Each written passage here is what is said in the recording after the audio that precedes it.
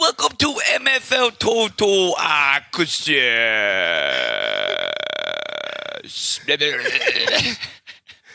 So we have a very special show today. We're gonna be a puppet Move show. your mouth. A puppet show. Woo! Oh. What do you guys think?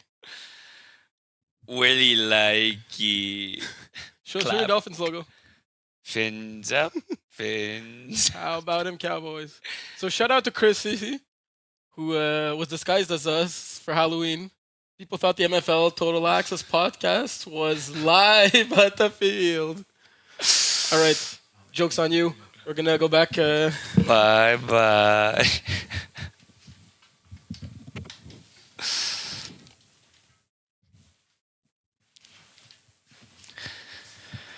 Whew.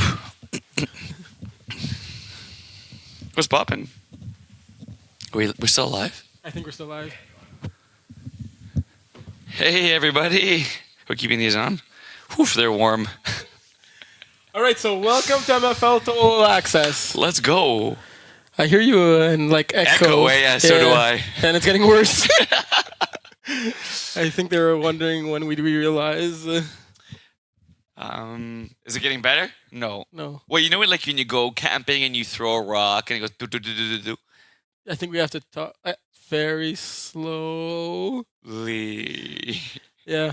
I hope Gab can hear us. And the prank is over. Yeah, April Fools. A few months to April Fools. Anyway, let's start. Yeah, I like your shirt. Thank you. Got it in Hawaii. No way. That's crazy. So I'm back. Great to have you back. Cam Newton, I'm back. For real, Ben did a great job last week. Yes. Like he seemed like a natural. Like it was like, oh, it got fixed. Yeah. Oh wow. Wow. I can't believe this. It was kind of more fun when the echo was there. No, there no, it no, is. It's no. back. No. it's not. Okay, so yeah. Ben did a great job. And shout out to Gab, who's the mastermind behind all of this right 100%. now. You guys do not see what's going on here, but there's like, it's crazy the setup that we have to be able to be live with you guys right now. We're gonna have a great show. Yes. I'm super excited. I feel like I didn't like do a podcast in like a year. It's unbelievable. I haven't talked so much in my life without getting cut off. It's been amazing, but Feels it's great good, to eh? have you back. Yeah. So really. I hope you took advantage of that. Did I ever? So yeah. Once again, I'd like to thank Manu and Matt who carried the load the last couple of weeks. Thank you Yeah. for your articles as well. Thank you to all the guests they had, Goldrick, Jerome, Kevin, Ben, who was actually sitting here in my place last week and did like a great job. Yes. Killed it. Gab, who like literally without him we wouldn't know how to like you don't know how to turn on a computer basically. So like What's that? don't forget your charger this time. Oh, true. Yes, because I had to borrow a Jaff's charger and that was no good. Yeah. How are you and Jeff doing, by the way? Yeah, we're good. We're good. Yeah. Before we get into it, we had our competition committee meeting and we decided on a few things. Do you want to know? Yes, and for my first question is, why was I not a part of this meeting? Because you're not part of the committee. I even asked you once if you want to be part of it, and you kind of said no. Don't remember that. All right, tell me the new rules. So there's 5 changes. There's 1 that I think people are going to be maybe a little bit upset about, and 4 that are actually either neutral to positive. Okay, and this is like not necessarily just rules. Could be like cap and stuff like that, right? Like roster regulations and all that stuff. Got you. So I'm guessing This is official. There's some that might continue, like we're still discussing a few, but Mhm. these ones are pretty final. So Okay. you want to start with the one that people aren't going to like? Yeah. I always get that out of the way first. So I'm sad to announce that the dip is officially banned again. What? No dip rule. You're not allowed to dip anymore. Okay, DeMario, it was great having you on my team, but your services are no longer needed. The main reason What are you being talking about? safety. A lot of people got injured, and mainly because a lot of people were attempting it when they didn't know how to do it. Why are you looking at me? I'd be looking at me too, but You basically didn't even know how to how to dip or juke. yeah. It'd be crazy if Jeremy would start dipping, eh? Oof, yeah, Imagine. Cheat code. So that's the only one that I feel we're gonna have like a bit of bad press about, like the dip rules banned again. We brought it back. We tried it. It was exciting for a few players. Also, I felt a lot of times players would have like their knee on the ground when they would dip, Mhm. and like once you're down, like the place would be bone dead, and a lot of times it was hard for the referees to see it. Because even he was down. Yeah. Mm. So I don't know if I remember all the other ones. Oh, one of them is very minor. So you know, illegal touching. Yes. I'll quiz you a little bit here. What's the assessment of the penalty? Illegal touching. So illegal touching is when the receiver goes out of bounds and touches the football. Right. Is it 5-yard penalty, loss of down? Exactly. Yeah, my man. You did become a way better ref this season. I'm really proud of you. Hey, man, I respect. So we're removing the 5-yard penalty and it's going to be just a loss of down. Okay, so like an incomplete pass. Exactly. That's exactly. fair. That's fair. Yeah. He felt the NBA was a bit too punishing, especially since like 90% of the time, the players that would illegally touch the football weren't even aware. Like they weren't doing it to try to get an advantage, you know? Yeah, right. Like the reason we have the 5 yards initially is because like teams might try to abuse of it. Because like a lot of the time it's in a 2-man crew, it's maybe hard for the ref to see. Yeah. That's one of them. Okay. I like that one. That's good. The next, so we did 2 already. The next 2 are good for, I think, there'll be less forfeits in the league. Okay. So there was a lot of forfeits that we had where, if you're 7 players, the QB cannot play defense. Yes. But with a sub, obviously. Yeah, with a sub, yeah. So a lot of the times teams would argue about a forfeit and the QB like would be literally like the Steve against Bitter Boys. Yeah. Like he'd be the worst player. Like it's not to the team's advantage to have that quarterback play on defense. Right, got you. And teams would say, oh, it's a forfeit, but like literally it literally helped them. Yeah. So we're removing the QB restriction when you're 7 players to sub. The quarterback could play defense now. No matter what? In the regular season only. Okay, even if you're 10 guys? No, because you can't have 10 guys with subs. Sub. Got you. The max number of players you could be with subs is 7. Got you. The max number of subs you can have still remains 2. Okay. Kind of more than 2 subs. Okay. It's just that now if you were 6, yeah. And a lot of times like you're a great example of this, Iron Wolves, you guys were 6, a player was a little bit banged up. Yeah. You wanted to bring in a sub just in case, but if you brought in the sub, DeMario couldn't play defense. Not having DeMario play defense is a downgrade for who guys, no matter who that sub will be, right? Like you guys want DeMario to play on defense. Yeah. So now you can bring in that sub in case you have one guy that's banged up, and especially in those spring really, really hot days where like teams would be 7 with a sub and all 6 defenders would have to play like it's almost essentially both ways for the whole game. Yeah. So it's tiring. And also like it's a lot easier on the league to administer because there'll be a lot less forfeits. We don't have to like watch out. Like a lot of times we're asking the refs, hey, did the guy actually play defense? Like he had no stat recorded. The other team had to play defense, Yeah. So that's good for that. Okay, I like that. That's good. So far, so good. I can't believe you banned the dip rule. Yeah. Another change that's probably people are going to like is that the sub caps will remain the same for spring and fall. Okay. But instead of it being your offense and defense rating to be under the sub cap, it'll be just your overall. So like the average of the 2? Yeah, so it should allow a lot more players to sub in certain divisions. Okay, good. I like that too. Yeah, that's good. So more subbing allowed. Huh? More subbing allowed. Yeah, because let's say like a lot of times a player would be like, let's say 84 and like 86.5. His overall be slightly over 85. Right. Oh, sorry, opposite. Like 84 and like 85.5. Yeah. He wouldn't be allowed to sub if the sub cap was 85. Right. But his overall be just under 85, then he'd be allowed. A lot of times you get like requests, oh, can you lower my rating by like 0.4 or 0.2 just on like this side of the ball? And it didn't have that big of an impact, and our sub ratings caps are still fairly low, I find. Like we haven't gotten many complaints that we did in the past where like, oh, this sub came and he like took over the game. Right, yeah. And that's initially why we had these strict rules for subs, is because you want to be your main players making a huge difference in the game. And like imagine playing against a team, half the roster's not there, and the players that are there are stronger than the players that are missing. Got you. It kind of sucked to lose against them, right? I feel. So how many did I name so far? I named 4. Yeah, 3 good ones, 1 crap one. What else? Is one of them onside kick? Well, the onside kick's coming back for the winter. Like that's in the rule book. It's a winter specific rule, and I'll get to it in a sec. I just want to make sure. I said 5. Yeah, because I had a question about the onside kick. Yeah, we'll go over it. I respect. Move teams. And cool. All winter games still at the Stinger Dome, right? All winter games still at the like the old Dome. Yeah, Stinger Dome. Go Actually, Stingers. the fifth one was probably the onside kick. Yes. Okay. Yeah. So there's a change to it. No, there's no change to it. Just that we're confirming it's coming back. Okay. Yeah. So it'd be a 5-yard line. Yeah. You have to get to past half. So if you catch the ball 20 yards on field, you have to go back to the 5. Exactly. Okay. So it's basically like a convert play. And if it's successful, you keep possession. You steal a possession. But is there still that dumb rule you have to be losing? It has to be the second half. Yeah, there's a bunch of restrictions. It's like a full page of restrictions. Like Lord have mercy. You have to be attacking this way. It has to be colder than that degrees in the dome. Got you. And John has to have an orange At least mohawk. one light needs to be burned, so that's always gonna happen. Okay, yeah, if John's mohawk is blue during the winter, it does not apply. Okay, fair enough. So basically, the onside kick rule is NA. Yeah. Got you. Okay. So no we put it there to act as if we're gonna do it, but but in all seriousness, you have to be losing. It has to be in the second half. Two terrible rules, but I got you. Really? Yeah. Why? You should be able to do it whenever you want. But the whole point of the onside kick is not to like waste more time and tack on a bigger lead when you're already winning. It's really like to use it like when the majority of teams use it. Yes, I know. But what if it's tied? Like, what if it's tied? You want to the other team. How often does a team do an onside kick when they just tied the game in the NFL?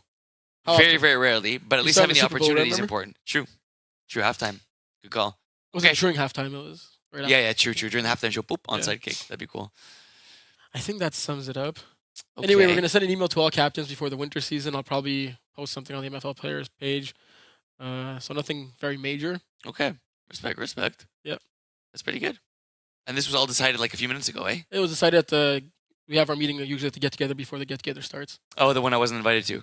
You came. Yeah. But if you would have came on time, you actually would have been part of it because we had a few guys that came like a little early, and when we were voting, like John, I don't know if he was counting their vote in the vote, Yeah. but he asked them for their vote. So I don't know if it's just get the public's opinion. I think so. But Then he literally asked like those 3-4 guys sitting there, and he was asking them like, "What do you vote?" But none of them were really that close. Oh, one of them that we're actually discussing, and it could actually be the question of the podcast today. So when people call in, it'll be the first question we ask them. you like him. Get their opinion. Everyone could have the same opinion because they'll decide otherwise, right? You guys. Oh yeah, of course. Your opinions. You're basically wasting your breath. Yours as well are not going to be really valued, no but one's laughing, bro. it's just out of curiosity. So, do you think subs in the playoffs should be allowed to throw? Can you get a sub that could throw for you in the playoffs? Honest opinion. Yeah, like for the don't think about you personal. Try to think of for the league. Like let's say you're not playing in the league through 5 divisions and you want the most fair case possible. Like I don't think subs should be allowed in the I playoffs agree at with all. you. I agree with you, but that's not the So question. the answer is no. So that's not going to change. Yeah. But what we were discussing is that you can bring in subs, but you cannot get a sub that could throw for you. The passer needs to be a roster player. Okay, I like that. I like that rule. So that's another rule. No, we're discussing it. Oh, it's up in the air. Question. Got you. I feel. So you'd be because like the only thing I agree with you that no sub should be allowed in the playoffs. Yeah. But the thing that I find is like a big contradiction is like where you say, okay, so subs are allowed in the playoffs if you're under the sub cap rule and you fit the cap and all this and all that. But since you're a sub, you can't throw. Yeah. And our sub restrictions are pretty like harsh already, right? No, you got a little thing. Thanks. Yeah, they are pretty harsh. It is a little contradictory, but I like it because you're giving them the opportunity to have a sub, but you're also saying like we're not gonna have your sub change the game. What's the most important position in sports? The quarterback. So I think it's a little give and take. I like it. You find a good question to ask the. Yeah, I like. Okay. Yeah, And you think of a dumb question to ask them, so we can have like a good balance. Done. What's it gonna be? Bro, it's just Okay, surprise. start. Okay. Surprise. Come on. Man. Okay, so let's roll. I say Yeah? we start Division 5 and go all the way up to Division 1. Okay. And we'll be talking about the finals, the week that was. Yes. Maybe we could do a little recap if necessary on the team's season or whatnot. And let's talk about those awards because there was some controversy this past Sunday. Was there really? No, but some of them were really close. Yeah. And I feel bad for some players that were so close. And sometimes more than one award and end up with no awards. Yeah. It's crazy how people take this so Seriously. and I love it. Like it's great because we're all there to have fun. I think the majority of people like it's win first and everything, but when it comes to these individual awards, it is a great honor. Of and course, it showcases that great season you had. Like you can think that quarterback A or player A is the best player in the league, but you could have a better season than him in that one season. Like right. And that's what makes it so great, And right? it's not selfish to want an award, to be proud of an award. You know, it is definitely something to be grateful. There's a bunch of players in the league, and we only have a handful of awards to hand out. So we're cutting awards every season. Every season getting less and less. Because before you'd have awards for what? Tell the people. The people that just joined this year that weren't in the MFL the a couple longest 3 earlobe, nicest eyes, the lunch. Oh yeah, bringing your best lunch most days in a row without combing your hair. It was awards for everything. So we ended up cutting it that. But I think it's a big honor to get an award, and right, it feels good when you get one. Yeah. But a chip feels a little bit better. Yeah. For sure. You got one this. I did. We'll talk about that in Div 3, but Div 5, you were MIA for the Div 5 and Div 4, right? I was Pretend you were busy again. No, I actually had a buddy's 30th. It's new. Birthday. So if we go. Oh, cool. Back to here. So coming into this weekend, we had the semifinals. The only division that had semifinals and finals, right? All the other ones, the finals were set. We had 4 teams. I remember you and Ben saying this is like literally coming into the season. You would not have thought all these 4 teams could have won. You probably wouldn't have placed legendary. You probably wouldn't have placed 3 out of these 4 teams in the semifinals, right? And it just goes to show what great seasons they had and how they surprised us, right? Yeah. Especially legendaries. Mimosa Cruz, super surprising in the playoffs, made it to the finals. Yeah. So the first game, we'll go in the order that we see the Bear Hood and Jungle Squad. Yeah. You actually reffed this game. I reffed that game with our buddy John. This was a good game. 27-12 was the final score. It was a game that Bear Hood controlled, and if you go to the score, I believe they scored 20-0 to start. Exactly, yes. So they scored the first 3 touchdowns, and then Jungle Squad made a bit of a comeback, but I felt it was a little bit too little, too late. I think even when they were making their comeback, you kind of felt Bearhood had it, and whenever Dave was in trouble, he was using his legs to buy time, find guys, girls open, and he was also tucking and running, right, and gaining yards using his legs as well, which was important. But I love the fact that I think in key moments of this game, but mostly in the championship game, because he had a tough time running because of his injury. We'll talk about that a little later on. He trusted his arm, but I think throughout the course of the season, you really see how much his arm improved. And talk about the 4 touchdowns, 3 converts. Converts are huge. In this game, they ended up being the difference. But it just goes to show you his. Or they didn't end up. They did not end up. Okay. But it just goes to show you his accuracy. Red zone throws aren't the easiest to make. MFL's crowded, and he was making it throughout the course of the game. And he was great in this game. Golchik was good in the second half. There was a lot of drop balls. The team didn't really help him all that much. But Jungle Squad winning the Best Sportsmanship Award. Yeah.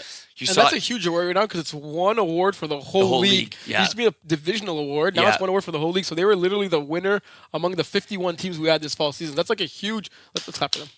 Yeah. Sorry to the neighbors sleeping, but honestly, there was no team more deserving of them in this game, and they would, before every down, Jungle Squad. Oh shit, that sounds so cool. It was actually really cool. But yes, a pleasure to ref this game. 2 good teams. Yeah, Bearhood got the dub. It's pretty fitting that Golchik was subbing for them because he also likes that squad team name. Like his team for this winter is actually called Action Squad. Is it really? Yes. Nice. He used to have a team back in the days. He was called Chuck Norris Action Squad. That was before you were born. Yes, that's true. Would you say this was kind of like a David versus the Goliath matchup? This one, yeah. Did you ever feel that Jungle Squad could have won the game? I thought there was a chance when they had scored 2 straight touchdowns, but it was just clutch plays made by Bearhood. And, when plays needed to be made, it was Bearhood making them and not Jungle Squad. They scored 2 plays in 5 seconds? Oh, they got a pick 6 right after their touchdown. Exactly. It was a very, very nice play. Completely. Yeah, Perry's pretty solid. I've seen him play. Perry did a really good job. He kind of baited Dave there, dropped back in and shot forward. Really nice interception there. But it was, you just needed a little bit more offense from the Jungle Squad team. So I felt the game was safe for the most part for Bearhood. Yeah. You look at good ball distribution too there for Bearhood. So going into our second semifinal matchup, unfortunately in this one, there was an injury at the quarterback position. We just discussed how important that quarterback position is, right? Yes. You might have thought that it was Ben Mallet throwing for Legendaries. I did. But by looking at the stats, it was Ben Denis. Yeah. And Ben Denis had 19 touchdowns on the season. Receiving touchdowns on the season, right? Right. So you remove that big pass catcher. It's true. And it would be a little hard for Ben to throw to himself. But he had the other Ben to throw to, but visibly he was pretty injured in that game, right? Yeah, but still leading the team with 6 catches, 51 yards. Yeah. Pretty impressive. That Ben Mallet is a dog, right? He's not going to miss games, especially a playoff game like this. So I think it's cool to see that he's able to stay in the game, even though unfortunately he wasn't able to throw. It's tough. We always talk about key players and key games, and obviously the Ben-to-Ben connection was huge here. And, it wasn't there. Maybe it was there from the other way around, wide receiver to quarterback. But, when you're playing a team like Mimosa Crew, and Mimosa Crew was hot, it's tough to come in with a backup quarterback here who's also your best receiver. And, they had to make do. And unfortunately for them, it wasn't meant to be. But, yeah, give credit to Mimosa Crew in this game because that's still a solid team you're playing against in Legendaries. And, Curran had a game and this defense did as well. Yeah, this game being much later in the day, so they were well rested. If they dominated that well, I believe they had a play-in game, and then they won their quarterfinals game the first week of the playoffs. Yes. You sure bet that they were going to be ready to make it to the finals this Best believe that. Past Saturday, right?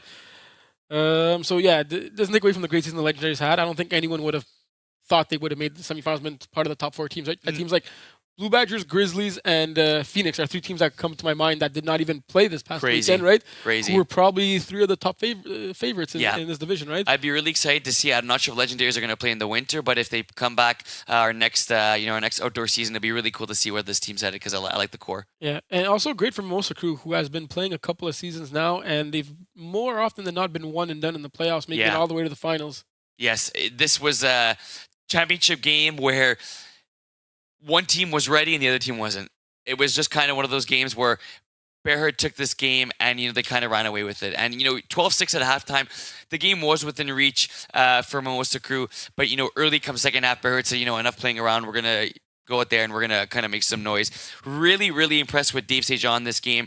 One of his passes, that I wanted to highlight was it was like a back shoulder fade to our other buddy, Ben Faubert, that's going to be the former, about to be a Thunder buddy, right? Yep. Benjamin Faubert, 5 catches, 79 yards, 2 touchdowns. But it was a nice back shoulder fade to Ben. He adjusted for it really well, and like at that point, there was kind of game set match for Bearhood. So it was like, what could Mosk have done differently in this game to have been more like to have been the champions in Division 5? It's tough because they have? I think that like what I did like is Curran took deep shots, and he is really good at that. But when you have like safeties, like Ben Faubert in here, Steve, it's a lot of. Dave Lepin also I think led this team in interceptions. He got he didn't. But they had 2 picks as well. But you just got a lot of height, size, and speed on this defense. So I'm not necessarily. Most of the speed coming from Valiquette. Oh, yeah, well, I mean, that goes without saying. Probably can't my speech, baby Gronk. But it goes without saying that you want to stick to your game plan. And unfortunately, I think the strength of Bearhood, their safeties, and their ability to kind of play defense and not give up anything deep was the strength of them was the crew. Going deep. And Curran, he could have dink and dunked a little more, but I like the way he approached this game. And it was just they were just outmatched in this game, and that happens. But it doesn't really show by the stats here. But Steve Girardot, I have no idea if I pronounce that correctly. Thor, yeah, exactly. Yeah. Thor. He was an absolute baller in this game. 6 catches, 30 yards, 1 touchdown, 1-point convert, a pick 6. It felt like he had like 10 touchdowns in this game. Wow. He had plays in key moments. They just scored a touchdown, and I believe it was the very next play, he undercut it out, got a pick 6, and it was like, talk about MVPs. His stats didn't show it, but he could have definitely been the MVP in this game. Huge for them. You stuck around and watched the whole finals? I did. Was it cold? For me, it's probably freezing. I had my coffee in respect to who was holding it for me at one point. It was Jason McAleer. It turned into an ice cap within 2 minutes. Why was he holding it for you? I think I was tying my shoe. Okay. Yeah. Do you think Bearhood were too strong for the division? We know they came into this with like a new quarterback, right? Like this not ever threw before, not that I'm aware of. Obviously, could run. He'd be a runner, a track star. With players that were new to MFL, like Steve, Dave, that had no ratings. Obviously, we know how good Ben Faubert is. Centurion's picked up in Division 1, so he's Division 1 caliber player. Simon Valiquette's intelligence. And his speed. And his speed especially. Do you think they were too strong for Division 5? I don't. And I think we talk about favorites. They were maybe the favorites or one of the favorites. I talked about Blue Badges from the start of the season. You're always going to have a team that maybe not say it doesn't quote unquote dominate, but it's that number 1 team. And I think that on paper, this team was the best team in Division 5. Yeah. And you're always going to have that team. And unfortunately or fortunately for or unfortunately for the rest of the league, we didn't really know how good guys like Steve Jardel were. Yeah. Right. So they did something that was legal. Apparently, he's an ex-old lineman. That's what I heard. With Thor. Yeah. Right. Thor playing Thor positions. And so we didn't know how good he was, but was the team the favorites? Obviously, clearly they were on paper. Do I think they were too strong? No. I think it was a championship or bust season for them. And I think that John talked about not letting certain players play in certain divisions and in seasons to come. But I don't think they were too strong. Let's say this was the spring season, and now we're signing up for the fall, and they want to remain in Division 5. With that okay. No, I would not let them play Division 5. Even if the ratings would fit. Yes, even if the ratings would fit. Yeah. Okay. Pretty adamant on that. Before. Yeah. Okay. Yeah. Anything else you want to say? Do we have any? I don't know if we have any callers yet. I'm a little sad that the phone ain't ringing. That's true. You know what? They're all focused on our beautiful faces. That's their hands aren't moving. So shout out to all you. You want to go over some of the award winners? There's a couple of people we could shout out because people aren't even aware who won the awards, right? Because true. It wasn't posted yet. I think. True for Div 5. Yeah. Let's go to the Div 5. I hope you know because I don't know who won. Let's go into the stats. I do for the most part. We'll go to the it was the fall 2023 regular season. Okay, so Sebastian Luca Alzate, maybe we're gonna rename the trophy after him, the receiving trophy in D5, and start giving it to someone else, because he is your Division 5 best receiver. Yeah, and you look at his stats the past 2 fall seasons. Wait a minute, is that the Dolphins? Yeah, I think their logo used to be the Dolphins logo in the last calls. Are you serious? And then they actually had some sense and changed it to you know what their actual logo is right now? What do you mean some sense, bro? Are you nuts? Bro, is that actually that's the old Dolphins logo? Yeah, I guess that used to be their first logo. What? Bro, that's crazy. Oh my God. Okay. Bro, fins up. Maybe one of them is a Dolphins fan and then the other one's realized what he did. That's crazy. Their logo now is actually like a clock, and it says last calls, and I believe on the clock you can see it's like 2:45 a.m. Why 2:45? You know when you go to a bar, Yeah. what time does the bar usually close at? I don't go to bars. Okay, usually close at 3 a.m. Yeah. And the last call is usually a quarter to 3. 2:45. But 3 a.m.'s pretty early, no? For gonna go out there and give them a little something. Well, then you go to an after hour. So what are those bars called? After hour bars? Yeah. Well, I mean, when you went to Miami, what time would the bars close? Ooh, let's not talk about Wouldn't that. they? Just. But wow, that's sick. That's the old Dolphins logo too. Wow. Yeah. So mad you look at respect. his stats, and he has almost 2,000 yards within the last 2 seasons, 38 touchdowns. It's pretty impressive. So congrats to Sebastian for winning that best receiver award. We changed the Andrew Grant award. I think we got to change the receiver of the year award too. Yeah, unfortunately, Kevin won. It was the only award that we announced that had booze at the get together. Booze, we got beer thrown at us, Yeah. and It was very close between Kevin and Ben Mallette. I think I'm the only one who voted for Ben Mallette, but maybe it's just because I think I took into account that you hate Kevin. No, he played fewer games. Okay. So to me, like I weighted that maybe a bit more than other people did. Mm-hmm. I feel that if he played one extra game, he probably could have 5 touchdowns, less than 2 interceptions, and then he would have the better stats. Yeah. It is an assumption though, so I can understand people that don't take that into account.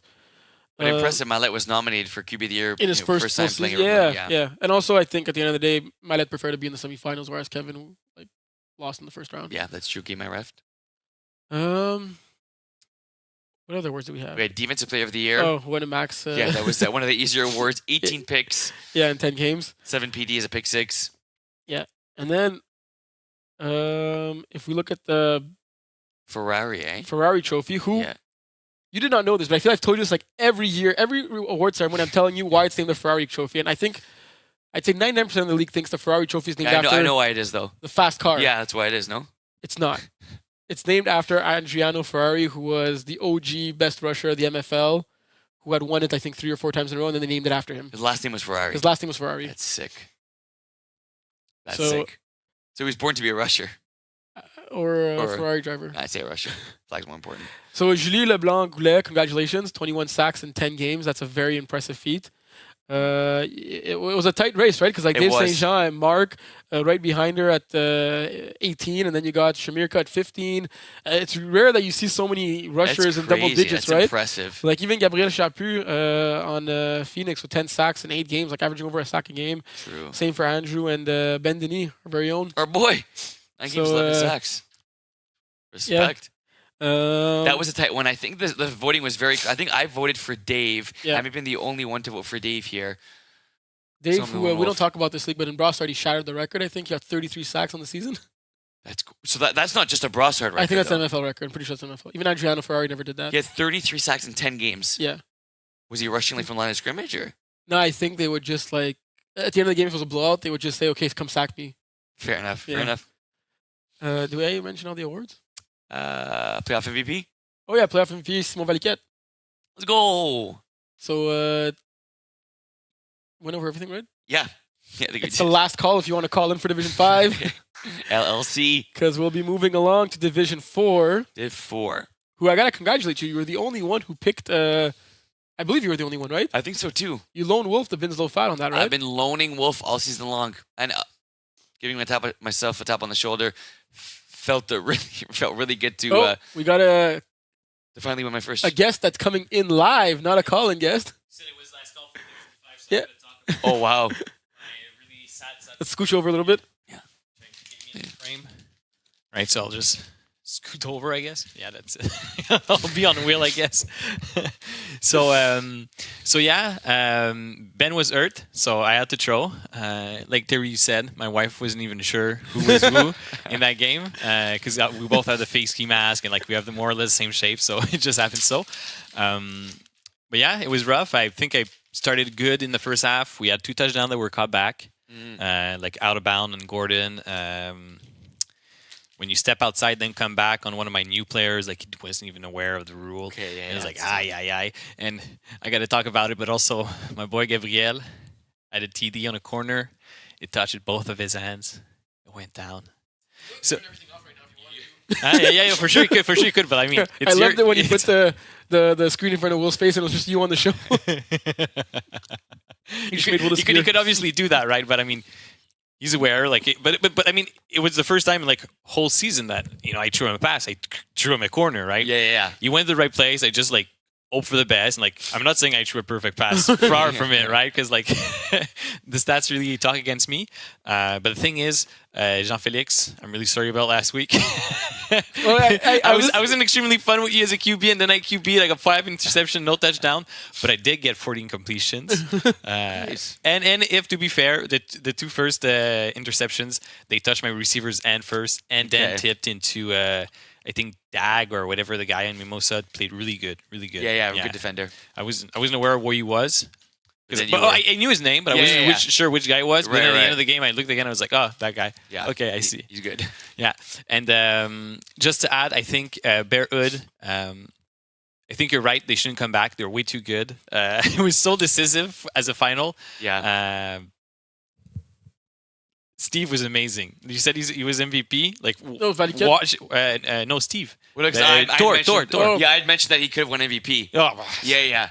He would like his plays were so clutch. I think that's the way to describe it. the pick six he did was it was beautiful. It was super fast, super down. Yeah, give him the candy. Yeah, Poor come guy. on.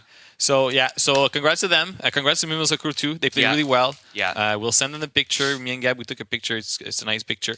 That's all I gotta say. My team had a lot of fun. Go MFL. We're not coming back during the winter, but in spring, watch out. Ben's gonna have like iced his arm, and we'll go for the new Sebastian trophy. Hey, I One like thing that. I gotta say is, you guys had the nicest jerseys this year. Yeah. Oh, thanks, man. Like I think that's not even close. Like when you made that post on LinkedIn about your two jerseys, I thought about it after. I'm like, I already commented. I'm like those are literally like, the Red Cats and Legendary jerseys have to be two of the nicest logos and jerseys. Because the logo's sick, but the design on the jersey, like it's easy to screw it up. Like I was watching the podcast earlier today of you guys last week, and like I noticed like the red lines on the Red Cat. I don't know if you thought it or you just told the designer do what you want. No, I mean it was available, and you just pick the color. Oh, okay. Like me and my wife, we sat down together and we had lots of fun. And like from that time, we sat together and had fun. I went back and I was like, yeah. Yeah. I make my video game characters look good, so I guess I don't know. It's I feel next time we do a jersey, we gotta ask him for his opinion. I can give you my input for sure. So that was all for my input. Thank you guys. It was awesome. Keep on having fun and making that MFL awesome. Thank you. Good to see the guys behind the scenes come in front of the scenes. Yeah. And talk and show their great radio skills and great MFL performance because that was a good season by Legendary. Yeah. I'm excited to see them. Move the mic a little bit? You good, bro? Yeah, okay, we're good. Okay. Yeah. It was a great season by Legendaries and Mimosa Crew and Jungle Squad. Like I think all 4 teams that were in the semifinal were super deserving, and I was very happy for all of them. Dito. Division 4 now. Let's go. So in Division 4, we had a matchup between High on Audibles and Bin Low Fat. The top 2 seeds. Do you know why JF wasn't there? The quarterback for Bin Low Fat, the actual quarterback. Yeah, I do, because I ask questions. He had booked a trip because the finals were not supposed to be this weekend. Yeah, no, I know that. I wanted to know if you knew because I usually have information too. Did you know? Yep, I do. And it checks out? Oh, Okay. nice. Well, we're going to go back to Division 5 for a quick second because we got the last call calling in, and we'll have other callers if you guys want to call in also for Division 5 as well. Nice. We got to ask him the question. You should ask Ben the question. Forgot to ask Ben the question. Sure, but no, you guys are going to have a dumb question. Oh, yeah, okay. You want to start with your dumb question? Yeah. Guys, my answer is for sure the quarterback has to be from the team. Okay. Right. Yeah. And I suck. Yeah, okay. That makes sense, right? If he quarterback and he says he sucked, you should suck if you're quarterback, right? Like sometimes there's a team that rarely has like a second player on the team that's like a receiver and he's a stud quarterback.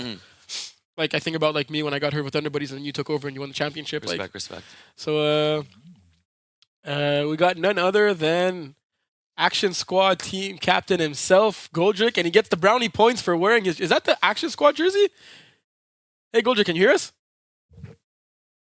Pretend you're talking. I don't think he'd hear us, eh? Yeah. Or maybe we're on mute. You just move your mouth and pretend you're talking, okay? Yeah. Yeah. Oh, yeah. Yes, we hear you. He literally. Yes. Okay. Yeah. Hello? How many fingers do you see? Yeah. Okay, now he hears you Nice. loud and clear. I don't think he hears us. He can't hear us. Yes, I can hear you. Yes. Well, watch the show on YouTube. Tell him to just. What's turn up, it. man? What? That was me talking 10 seconds ago. So cool. Oh, he's probably watching. What the show is and Action it's not Squad live. from? I think it just has to do. Yeah, we. Hey. Okay. Hey, let's go. You can hear us? For real, or you're just pretending? Because we were pretending before. Oh no. Can you hear us? Gold? Drick? Gold? Drick. Gold. Wait, can you hear us? Alright, I have no clue if he's messing with us because if he is, it's But working. me, I can hear you from my TV, but can you hear me? Oh, he's listening to us from his TV. Yeah, we can hear you. Yes. He's listening to us from his TV. Yes. Yeah. Terry, say yes. Yes. Yes. I don't know if there's a delay or not. Yeah, I don't know. Yes, yes, yes. You know sign language? What's yes? It has to be like this. Okay. Yeah. Okay. Nice shirt. Okay, I hear There's him listening a to us. huge delay.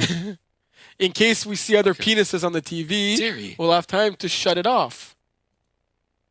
Gosh, my mom's watching this. Bro. She is? No, but still. Respect.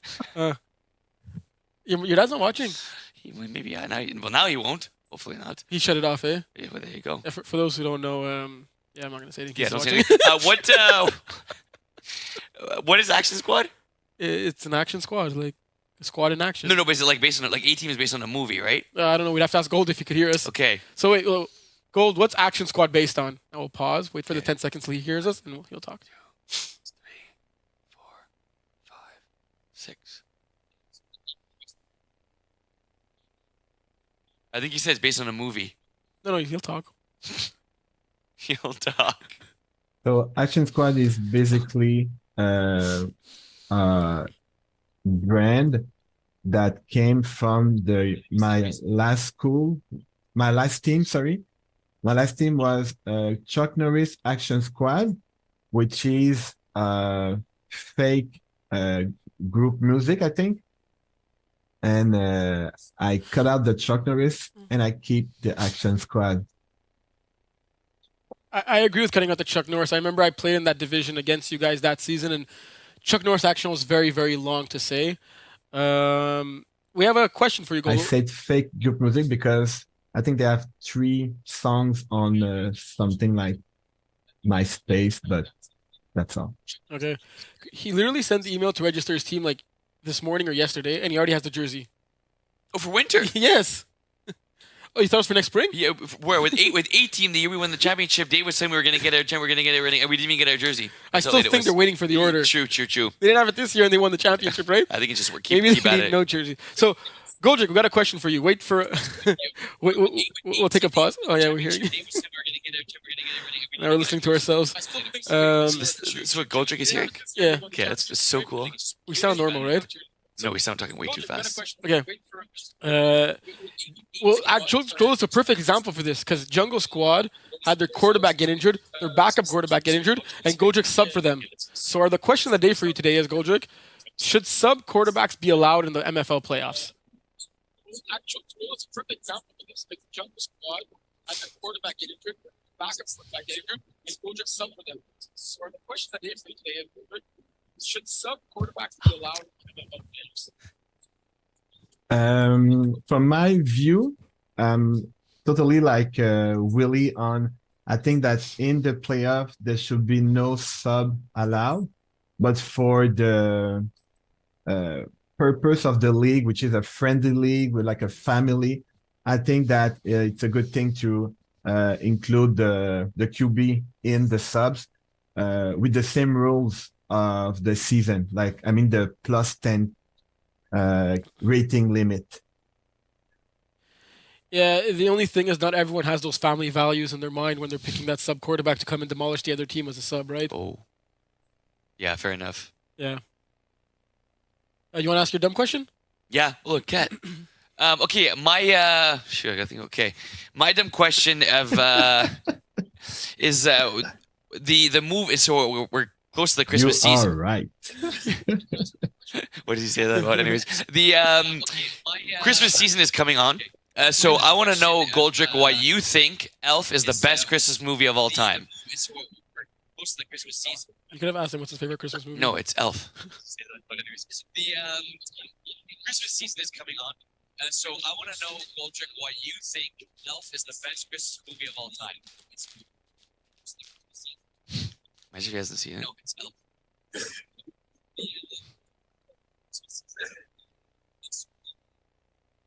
Elf is the best Christmas movie for the same thing that NFL is the best league ever. It's a family thing. It's something Right, that man. gather everyone around one big event. Today it's MFL All Access. Tomorrow is gonna be the winter season. So that's it. That's my answer. Family thing. Bro, that couldn't have been a more perfect answer. Did you tell him you were gonna ask him this question before? Because like My guy, I just got he this literally couldn't have connection wrote it with- better. Like we could use that as like publicity now going forward. Family man, let's go. Goldrick, that was perfect. What a dog. And Goldrick actually embodies those values like to the T, right? To the T. Like, That's what I said. No. yeah, to the Okay. T. Like capital T. Yeah. So yeah, we're happy that he's a member of the MFL. Yes. And I'm telling you, like, not just to bump his ego, but it was very refreshing to watch and to ref a game where you have a quarterback that says, joyful and polite, understands Changes the game. things from when you play with Steve. Is what you're saying, right? Very much so. But no, really a guy that's there and not only complimenting his boys and girls on the team, his players, but also lifting them up and, teaching them. And I think that, he's perfect for the MFL. Let's not forget to shout out Goldrick, who was our MFL Montreal anchor on the Brossard podcast. True. Okay, let's wait for Had it. very funny segments. Yes, very funny segment. And let's take a pause and see if he has a question for us. Okay. Let's get a shout out Goldrick, who was our MFL Montreal anchor on the Brossard podcast. Had very funny segments. Yes. And let's take a pause and see if he has a question for us. Okay. I have one big question toward the sorry, because I know it's a delay, so my question is longer than it should have been. During the discussion, we had a proposition about having a co-head division in the MFL. So, Willie, I would like to know what you thought on this. Then Terry. Because Goldrick was one of the people that were there early and he got to vote and give his opinion on stuff when you were busy watching the Dolphins game. Right. Crazy win. Fair enough. I love the idea of the co-ed division. I think that, we were talking about it a little bit afterwards when I came late. I guess it would have to take Division 5. I guess we have to take that. Like, if we could add a co-ed division and have enough players, that'd be sick. But if we can't, I still love the idea of a co-ed division. Look, a lot of teams in Div 5 and Div 4 have, males and females on both teams. But I think when you encourage that, let's say we have a rule and said you have to have a minimum amount of females on the field. I love that. I think it expands the league, and I think it invites more people who are, a little bit shy about joining. So I'm for it. So clarification, it would be a maximum number of males on the field, not a minimum number of females. Got you. Yes, that makes sense. And it is actually something we're going to entertain for next spring. We're going to gauge the interest and see if we have enough teams. And if we have enough teams, we're going to create the division. And that would take over a division basically? No, we'd have the 5 divisions and we'd have division co-ed. Wow. Because we did have 19 teams in the division 5. Okay, right, so So you can kind of split that, eh? let's say that division would be split in 2. Yeah, 10 and 9. Yeah. That's Or sick. I mean, we might have 25 teams signed up for division 5 True. next winter, next spring, hopefully, right? True. So it is something that's on our mind, and it is something that we're going to entertain for the spring, and it's all going to depend on the registrations we receive. Well said.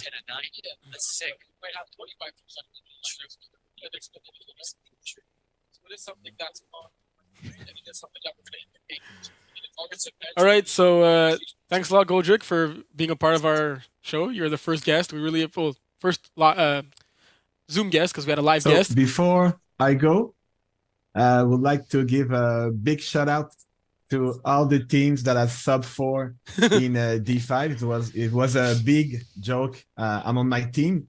I'm thinking about Low Expectation, Slot Machine, Jungle Squad. Was really great to play with all of you. So good night, everybody. Family man right there. Thank you, Goldrick. That's my guy. So let's be big kids now and talk about Division 4. By ourselves? Yeah. Okay. You could. Well, we have our friends here, right? Yeah, true. So, huge surprise in the D4 finals, right? We got to see a familiar face, Simon Baudouin at quarterback. Let's not forget who Simon Baudouin is in the MFL, right? He runs fast. He came into Division, I believe it was 5, and went undefeated with Bin in their first season. Damn. And won the playoffs. Damn. Yeah. I'm trying to remember who they beat in that finals. I think it was like the year that like Manitoba boys or something were there. Manitoba, not with Leon. No, before that, with the actual guy that's from Manitoba. Oh, right. True. That was so they so they pulled the 1972 Dolphins Yeah. and they went undefeated and won the chip. You saw parts of. Okay, here I'll ask you a question and I'll go find the information Yeah. while I look for. So, what impressed you the most by Bins in this finals? So we got to see a good portion of the game, right? Yeah, a decent portion. I saw a good portion of the game, and I think that it was, like we talked about, flag football is definitely an offensive game, but when you have a defense that's as stout as these guys and that communicate, they did the same thing in this game, Terry. And you talk about quarterbacks who have played in higher divisions before. We've seen Rob Prudhomme played Division 1, right, if I'm not mistaken. Yes. In the earlier parts of his MFL career. And, the motion that high on audibles runs confuse a lot of teams throughout the regular season and playoffs in Division 4. But it was as if Bin Low Fat didn't know what plays were coming, but they knew the motion was coming and they knew what to do when the motion was coming. I think that was key. They communicated very well on defense. They had a solid rusher. You have solid DBs. It's like this is a defense that there's no holes, right? Whether you're playing zone, whether you're playing man, everybody has each other's back. That's what impressed me the most. And, the fact that Simon Baudouin in this game, not a quarterback on this team. He can play quarterback like we know, but a receiver on this team. He ran a ton in this game, did a good job, started off the game, rushing for a touchdown, 14 rushes, 92 yards, but was still able to get 18 completions and 2 touchdowns in the air. So a lot of things impressed me, and it's not easy to win when you have a backup quarterback, even if your backup quarterback, is as good as Baudouin is. Yeah. Greatly said. Thank you. We got some people in the comments helping us out here. Nice. Bins beat Idaho in that finals. Bins beat? No way. Yeah, yes way. Idaho? Who was quarterback for Idaho? I'm guessing it was Brady at the time. That was the year that we ended the playoffs at the park in Rosemount. Come on, Terry. That was the year that we ended there. The year that we blew the lead against Jägerbomb? Yeah, what year was that? Let me find it now. Fall 2022. That wasn't the winter season that ended outdoors. No, that ended in the MFL. That was fall what? No. Fall 2022, I think. Fall 2022? No. Then it was Division 4 then? Brady's saying it was him.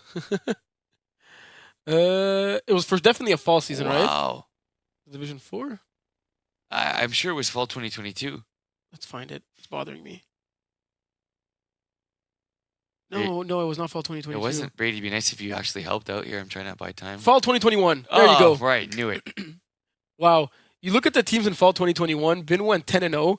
You have Idaho there, who are currently like division. Holy cow! It's been. Oh my goodness! This brings back some good old memories. Can you? But wait.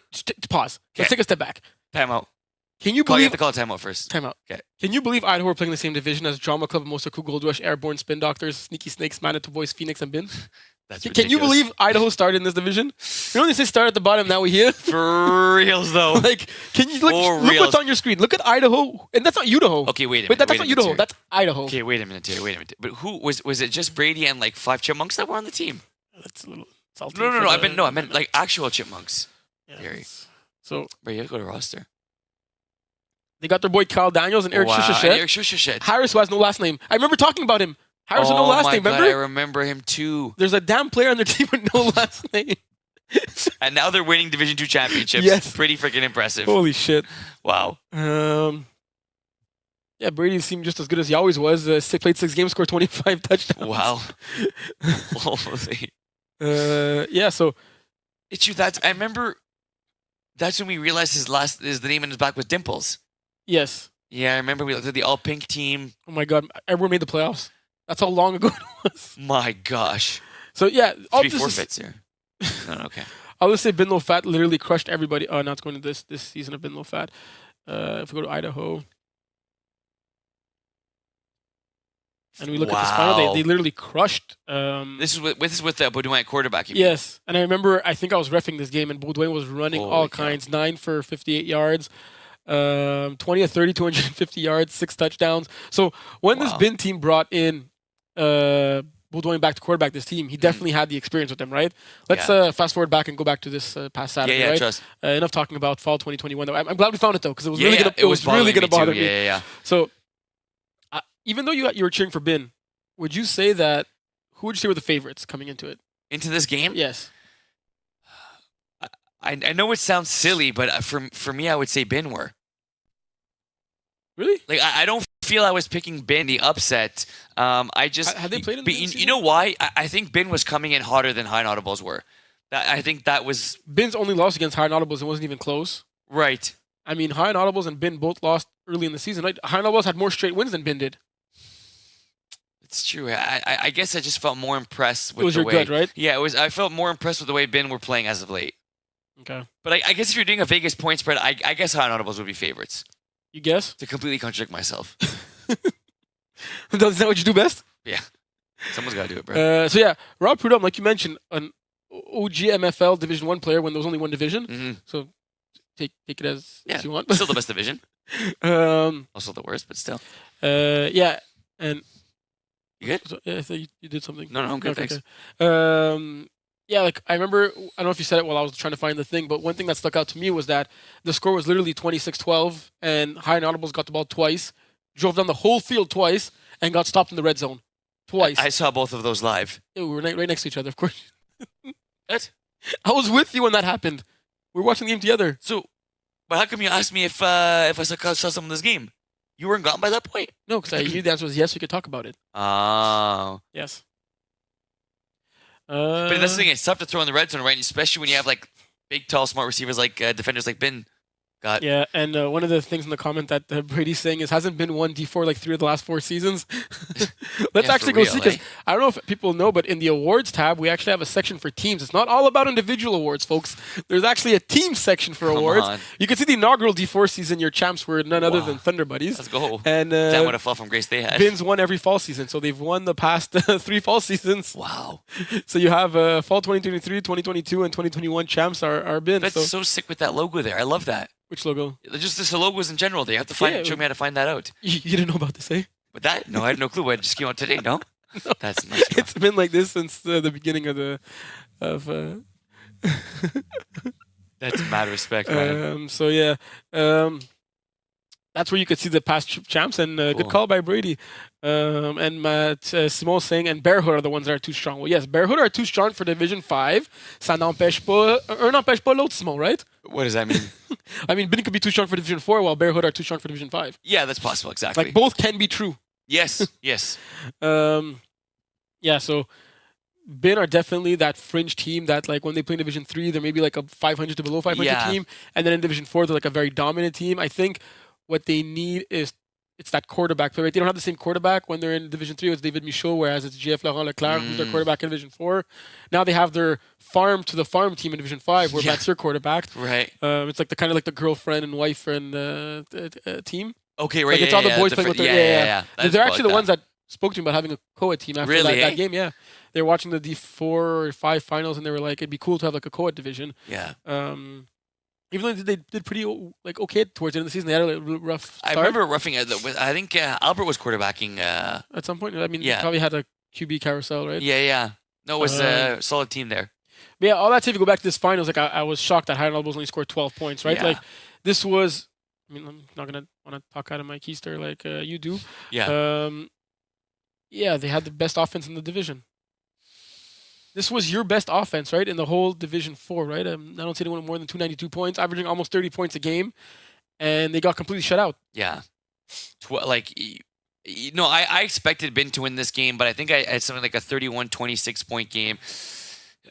Look, like, unfortunately, or in football, like, you could drive the field, but unless you're punching in the end zone, there's no field goals here, right? So Yeah. good field position, kicking it is not an option. You got to find a way to score in the red zone, and this defense just tightened up. You talk about bend but not breaking. Yeah. That's exactly what Bin And did. one thing that I got to give props to Simon, what I really liked about him is that, you know how, like, we spoke about this often. I don't think we spoke about it recently, but he knows what he's really, really good at. Like, he's obviously a great passer as well, right? Like, he threw no picks. He protected the football, 18 to 31, 440 yards, but he knows what his greatest skill is. He Yeah. did not throw a single game all season for them.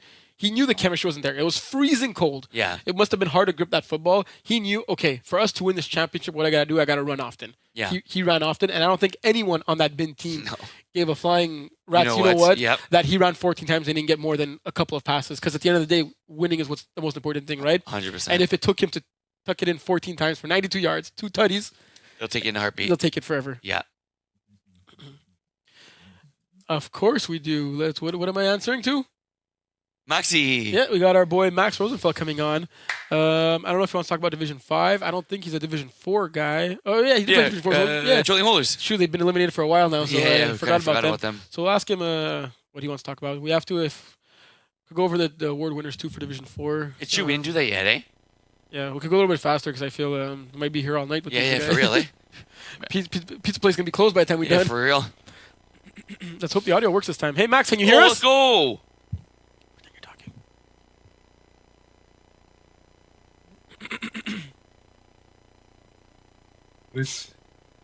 We're good? I can't hear you guys. Can you hear us now? But I can, Can you hear us Now now? I can. Oh yeah, we were just fucking with you. We were pretending to. I was talking.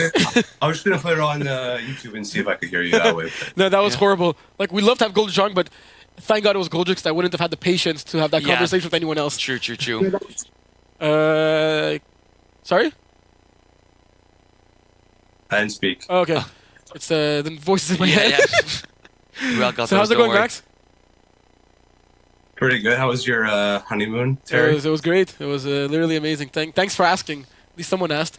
I got the picture, so I know how it Nice to hear went. from you, so thank you for that. Oh yeah, anytime. If ever you want more tips, I'd be glad if anyone wants to know about Hawaii. I went mainly to Oahu. That's the only I went to where Honolulu is, Waikiki.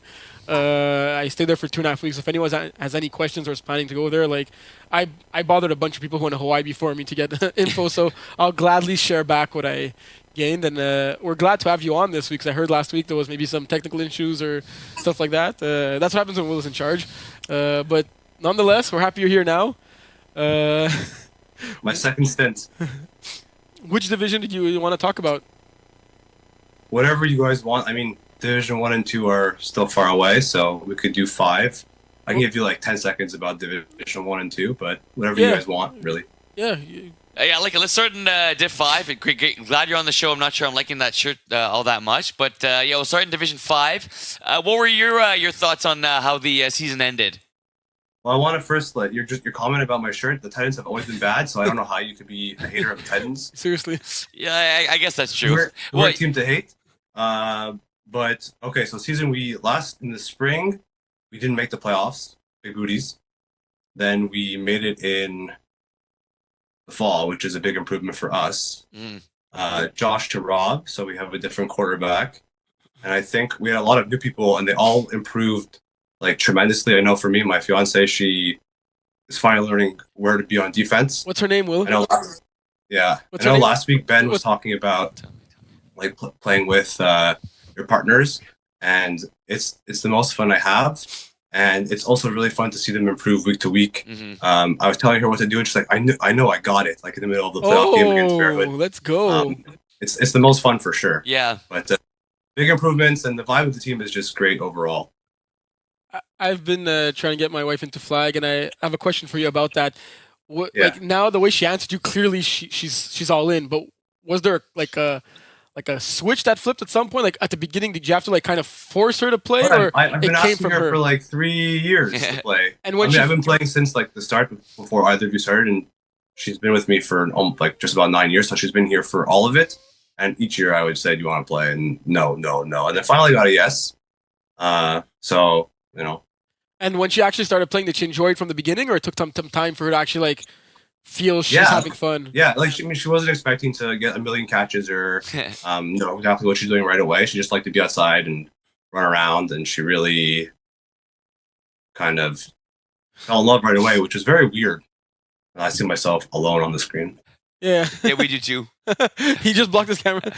So, what would you say is the biggest difference between Rob and Josh at the quarterback?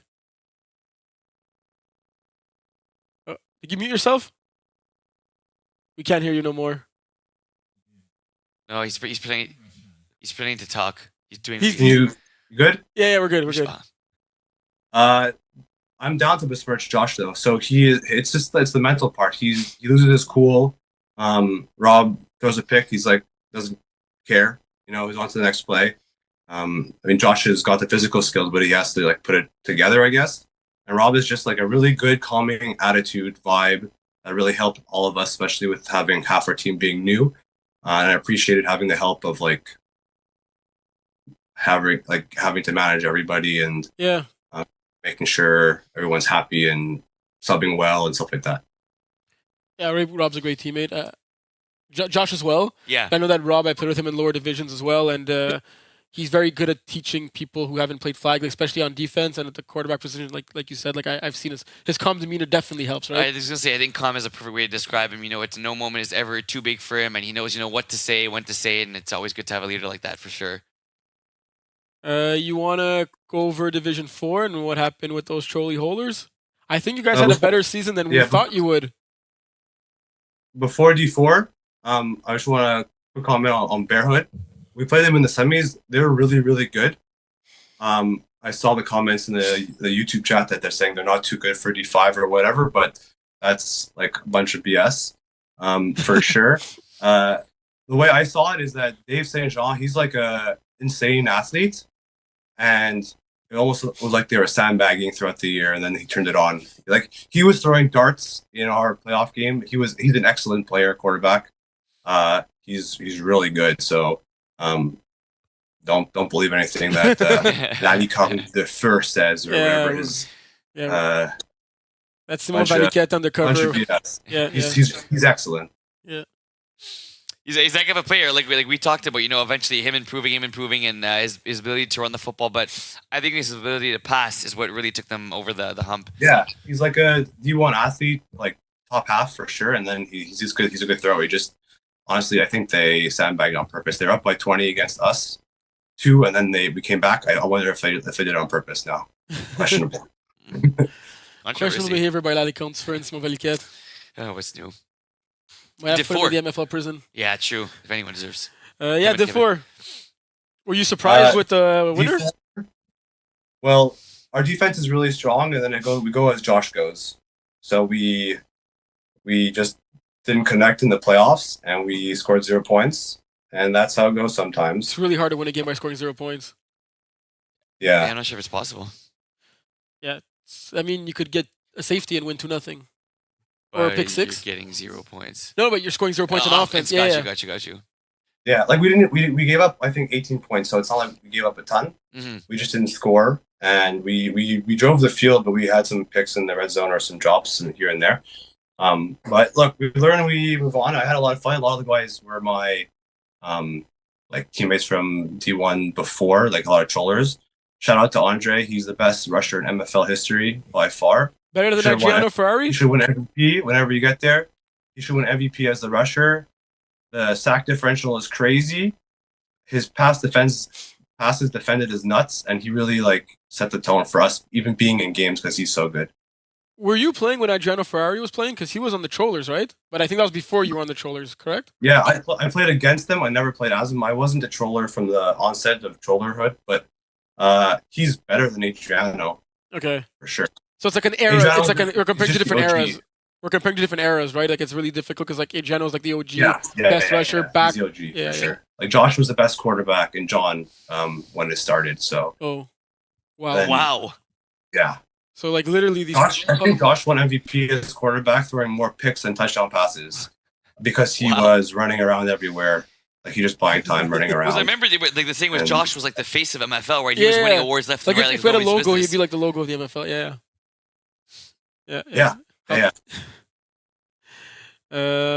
So now you want to quickly go over Division 1 and 2? Sure. D2, I really thought Niceties was gonna like mop the floor with Idaho, so props to that. Brady had to prove himself after blowing that lead, I guess, and he did. Shout out to Jeremy. He's like from Jeremy started, he's playing with me. So lots of love for Jeremy and that team. Happy for Manu for winning, but I can't believe they scored 50 on ICDs Yeah. and held them to under 40, to be honest. Big, in my opinion, upset, but Yeah. that's why you play. Well, you know what it was? Brady was locked in. You know, it was obviously we're going to talk about the tough Division 1 loss, but he took this game personally. I think we really us and everyone was thinking it was nice TD's year, and they hadn't lost the game when Vinny was quarterback. Vinny winning MVP, and Andrew winning awards left and right. So it really was nice TD season we thought for the most part. And Brady, I think, took that personally on both sides of the ball. And we saw him play his arguably his best game of the season in both Division 1 and 2 on offense and on defense, and it was a team effort there, and you really get to see how good guys like Gab Boucher are that maybe we don't, other people don't talk about enough, but this was a really good Idaho team, and they clicked when it mattered the most. Yeah, I mean, I rushed Vinny in our E2 semifinal, and he's as fast, straightforward as he is side to side, it felt like, and he was like impossible to get to. And I can't believe that he was, I guess, slow down. I'm not sure who the rusher is for Idaho, but Vinny's like the next best quarterback in the MFL, and he's excellent. He's so good. And I Will, I'm a solid rusher. I mean, after the nightmares you had last playoffs. He's still not sleeping like right at night. Waking up. Yeah, I had a question. I think you're a perfect candidate for our question. I don't know if you heard we've been asking our guest this question. Question. Yeah, because your team actually benefited of this rule in the spring season, getting that Division 1 championship over it was Outlaws. Holy Trollers beating Outlaws with Ben McMahon subbing for the Trollers, even though they had a plethora of players at the field, right? Yeah. So, Max, do you think that a sub should be allowed to throw in the playoffs? I think if you have no other quarterback on your team, so for example, if we just played without a QB, we would have there wouldn't be a game, and you want the games to happen. So I think adding in subjective, whoever the committee, I would keep it in, but you'd have to have approval by the league. And our game was won because we played great defense, not because the quarterback was dominating. Plus, if you're replacing, if you want, all the quarterbacks are very good, but if you're replacing like me or Steve in the playoffs, you're not really upgrading, right? You're at best even. I don't want to be cocky, but you're not upgrading necessarily, right? So I think it was to a disadvantage because if I was playing quarterback and we played the defense we did, I think we would have it wouldn't have been as close. But you also never know. Maybe so I would have the rule, but I'd have the rule as more of a subjective committee choice, because you can't have a playoff game where just because the quarterback blows his shoulder out, like I did, that you have a forfeit essentially. Yeah. It's but one can argue that you had other players on that team that could have thrown. We've seen Dylan playing a Brawl Star Division 1 as a quarterback a full season, right? Dylan was on that team. He could have taken the reins at quarterback. Maybe. Like I said, subjective. I mean, but then it's hard to Dylan versus all the other quarterbacks in D1. It's not the same. I would leave it up to the committee to decide if you're going to do that. I understand both sides, and sub only if necessary. Yeah. I think that's it's because it's true when you look at it's not what I said. I think that quarterbacks shouldn't be able to sub, but it's a great example if you look at that Holy Trollers Outlaws. If ever you want an example of a non-roster playing being able to sub and quarterback, it was that one, right? Because Ben McMahon is a great quarterback and he had a decent game, but like you said, Max, it really was the defense and your guys' ability to rally around each other that won that game. Yeah, I mean he threw 3 touchdowns. You don't win a D1 championship throwing 3 touchdowns, right? Yeah, no, especially when you think about that classic Trollers Outlaws Division 1 championship, that game where both teams went over 50, right? Yes. That was a classic. 35 to 39 at halftime. It's not the same. Yeah. Subjective for sure. You want to go with your question? Oh yeah, my question. I'm gonna ask a different one, Christmas related. What is your favorite Christmas treat? Okay, so I'm new to Christmas, since I met my fiance, but she's Lebanese, and my favorite thing that her family makes is called hashwe, which is like a beef rice dish from Lebanon, and it's the best thing in the world. I recommend it to everybody. For sure. I don't have a traditional Christmas dish because I don't even not even sure what traditional Christmas dishes are. Right, yeah, me neither, to be honest. But Hushway, there's a Nice. rogue answer for you. Okay, I like that. Good Well, stuff. we'll ask Jeff how it Yeah, tastes. yeah, sure. That's a great idea. Okay, good stuff. Thanks for that, Max. So any last words, Max? Last words. Get your partners playing with you. It's so much fun. I'll chime in just for 20 seconds on D1. You have the two teams with the best position players in the league, and you have Dave versus Brady, two guys trying to prove themselves. Dave coming back from injury, and Brady playing his first game, and it was really cool to see the comeback from the stats. I mean, I couldn't be there; I was out of town, but cool to see. And these guys are coming back hungry. Brady balled out in D2. And I have guys on both teams I played. I guess I'm never rooting for the Outlaws as a troller, right? So I guess I'm happy that A-Team won and a lot of those guys I played with. But you have like a new era of quarterbacks starting. So win or lose, you're happy to see everybody play, make the finals, new faces, and I'll never root for the Outlaws as long as they live, to be honest. So go A-Team, I guess, today. We said at the beginning of the season it was the first MFL season from I can remember that there was no Steve, Max, and Dom. Like that was the trio of like MFL Div 1 quarterbacks, right? And like to have none of the three playing throwing in Division 1 this season to start, like Steve couldn't keep that streak going. He had to make an appearance, right? He did. A couple of weeks ago, but it was pretty impressive. And we still had 6 Division 1 teams, right? With great quarterbacks. Yes. It was a fun year in Div 1. Yeah. Yeah, it's a lot of guys trying to improve. I mean, I talked to Simon Blais, and he's comes from FPF, I think, and I give him props for adapting as the season went on and learning the new field and the players of the league, because the spaces are small. You got to throw darts in D1, or otherwise it's incomplete or picked off. But everyone's learning, getting better. Dave coming back from injury, it's good to see him play well in the second half of the season. And Brady's kind of has the same mentality as me. It's good to see him make it to the finals and win a D2. But I encourage everyone to try to play up and play quarterback if you can. It also adds to longevity of your career, and the MFL needs good quarterbacks. So, well said.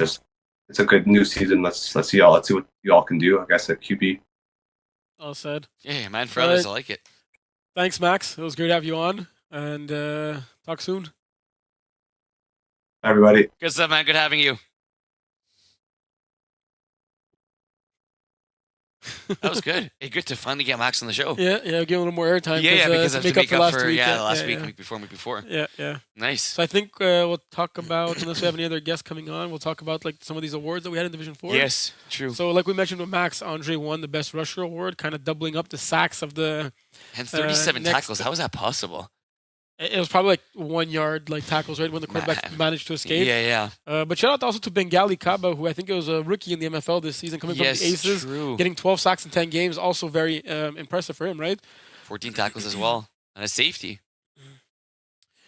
I think who won Best Defensive Player? Do you remember? Was it Mason? Yes, Mason Miller won Best Defensive Player. A couple of guys with 9 interceptions, but I think what really distinguished him was having those 12 pass defense. Huge, baby, huge. Like doubling up on the second guy. Who was also tied with him. Avery also had a great season. Like, look at these guys who like play in higher divisions, right? Like Mason Miller, Chris Hope, GF Delos. Like these guys are like D1, D2 players, right? Exactly. Yeah, Chris Hope is. And they're playing in Division 4. Yeah, probably the smartest defender out there, and it's impressive. And Mason Miller's made a name for himself. Yeah. And starting as a baseball player now, getting that flag football experience. Man. Chris Hope was actually our D4 MVP. He was, and rightfully so. 9 picks, 11 TDs, 84 catches. Holy cow. Do you remember who won Best Receiver? Best Receiver was... You announced it, so you should remember this. It was Mathieu Graton. Are you 100% sure? Yes. Do I need to verify? Yes. He won. Yeah, the 69 catches, 572. Yeah, it was Mathieu Graton. Yeah. I think it was really the 15 touchdowns that set him apart, right? And the 10 extra points. Oh, wow. That's a lot of points scored by one player. Trust. And then for best quarterback, this was really tight. It was a tight, close race to the end between Rob Prudhomme and GF Laurent Leclerc. Even Thomas Noge had something to say. Impressive. And the winner was? Rob Prudhomme? Yes. I'm okay throwing a few more picks if you get a few more touchdowns, yards. It depends. How do you calculate that? What's the more picks that's worth the more touchdowns? I know what you mean. I think like one pick for like 2.5 TDs. Well, their touchdown to interception ratio is going to go down, right? If that's the case. Yeah, it would. It would. But at the end of the day, when you're scoring, and when you're throwing a pick, it's the same as going 4-and-out, right? Yeah, which is like you're not scoring and you're giving the other team a chance to score. Yeah. Do you go over all the awards for D4? Playoff MVP. Playoff MVP was Simon Baudouin. Nice. Yeah, we got 4 awards now, right? Quarterback, receiver, defender, rusher. Yep. Simple. And the league-wide awards. Yeah. So I think that's it for Division. We'll talk about league-wide awards at the end, I guess, eh? Yeah. Yeah. If we don't forget. So probably not. Unless we have any callers, we'll go to Division 3. And if they call within the first 5 minutes, we'll still talk about Division 4 if they want to. Generous.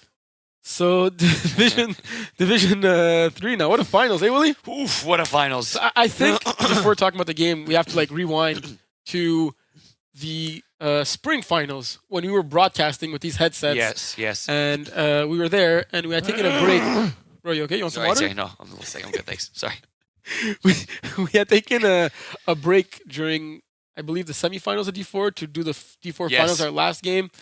And Villains had just lost in the semifinals To Iron Wolves? to Iron Wolves, yes. Yes. Cinderella story, who lost as soon as 45. Yeah, true. And this Villains team was the team that started off in Division 3. Yeah. This Villains team started off in Division 3 in spring. This spring season had 0 points for, 100 points against in 2 games. That's what it was. And now you're the Division 3 champs. Let's go, Villains. Let's go. If we go here, I ain't lying to you. So Villains started off in Division 3 back in spring. They had lost 54-0 to the Average Joes, and they lost 46-0 to the Double Dippers.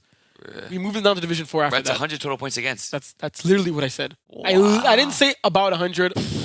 It was literally that. That's 100. So this Villains team started off in Division 3. A family team, right? Half the team is like the same family with their... O'Reillys. Yeah, the O'Reillys with Yeah. Rosalie's boyfriend as well. Yeah. It's all literally a group of friends that have known each other for like 15 years. Like they went to like elementary school together. They were in diapers together. They went to high school Wow. together. Did you change each other's diapers or? I don't know. I didn't ask, but Yeah. I'll ask next time. I'm sure Ricardo changed someone's diaper. Yeah. Got his diaper changed by someone. So yeah, great group of guys. And they were down Division 4, but then they actually started winning a lot of games in Division 4. And we had that joke going on that like, oh, it was part of the plan the whole time. Yeah, exactly. They sucked on purpose to go to Division Yeah. 4 because this team had played Brawl Star Division 1 and went to Division 1 had fairly good seasons, but Yeah. this was more of like a family team that had a lot of Right. weaker players and all that. Yeah. And then after the season they had in Division 4 and the stats they put up, I was talking to Patrick O'Reilly, Yeah. Papa O'Reilly, who's Yeah, the yeah. captain of the team. Yeah. Great photographer and videographer, by the way. Great guy. Yeah, and I'm like, you guys can't stay in Division 4 with this roster. Yeah. And he's like, oh, well, we're losing our quarterback, and we got Jeremy who could go quarterback, but he doesn't really want to go quarterback. Mhm. He either play receiver, Mhm. but he'll go quarterback if we have to, and all that. And also, if he's quarterbacking, we're missing a good receiver because he's our Yeah, best yeah. receiver, and all that. He's like, do you know anyone? And you were standing right next to me, not understanding what was going on because we were talking in I was French. just drinking water. And then I'm like, I know this guy. Yes. And then he's like, well, how about you two join the team? And I'm like, well, I'm gone for like half the season because I got my wedding, my honeymoon, and all that. I want to Yeah, be there yeah. for the playoffs. Yeah, all that BS. And he's like, okay, if you could do 5 games, Jeremy's going to be happy. He'll play 5 games receiver, 5 games quarterback. Yeah. And I'm like, well, if Will's in, I'm in. And then you said, if I'm in, you're in. And we were kind of both in. The rest was history. So I don't know how many people knew this It's story. freaking crazy how it That started. got decided at the spring finals with our headsets on while we were right before broadcasting. 100%. I like literally in this attire. I remember thinking like, okay, like go on, it's a cool story and everything, but it's not actually. We gonna literally pan out. left there and you were telling me, we're not actually doing that. And Yeah, I'm like, like, I was it think actually we a are. thing? And then the next day we were out in the group chat. Like, I guess it's official. Yeah, and it was actually a really fun season. What a story! So, I remember like watching these guys, villains, and I was. What did you think about them? We could be honest. They were cocky. They seem cocky from the Yeah, it's a outside. cocky bunch. With the, what's it called? The with baklava? the baklavas and the yo-yo gang, strap, and all that stuff. And it was so cool to play on this team because it's like everything we believed was true. No, I'm just kidding. You're supposed to laugh there. Well, I was gonna actually do something. Here, call me. Call me with your phone. What? Call me with your phone. Like actually press the button. to call you? Yeah, call me with your phone. I wanted to show you, but I'll show you on air so I can show everyone else at the same time. Okay. What's your name? It's my GA. That's my name? Okay, Yeah, look, it's call cool. me. Look at this. Look what it lights up. Come on, Terry. So this is Willie and myself trying to do our best villains impersonation. We're pretending we're going to rob a bank. I think like that was the goal. That's because they're villains, right? Yeah, exactly. We'd be naughty boys. We kind of try to blend in as much as we could. Yes, we tried. I don't think we did. They were but- even talking English to us. Yeah, okay, that's what I was gonna say. It was we talked about it in the group chat afterwards. It was incredible how welcomed and everything we felt. And like you said, my French is very, very good, but it wasn't as good as theirs. So I appreciated them trying to talk to me in English as much as they could. And we just gelled right away, right? And it wasn't like necessarily gelled in like we completed passes together and you were on the same page as some of the receivers and I was on the same page as Jeremy at quarterback. It was like we just felt a part of the team, right? And it was like really good to be included in that and the family affair. And once that's what I wanted to say is when you really got to play with these guys, you realize it was like what you think is like them being like pompous and stuff. I think deep down like these guys are like guys with big hearts and like big teddy bears. Yeah. You know what they love the game of flag football. They love each other and like you really felt special on this team. I think that's what I wanted to conclude with. It was great. I felt like I've known these guys forever, so it was awesome. Yeah, literally. Big shout out to Patrick. Yeah, huge shout out to Patrick. He actually said he's gonna let you keep the jersey. Really? Yeah. Come on. He said you deserve it. No way. Is that what you asked me about the name of the back? Yeah. Bro, let's go. Thank you. Appreciate that.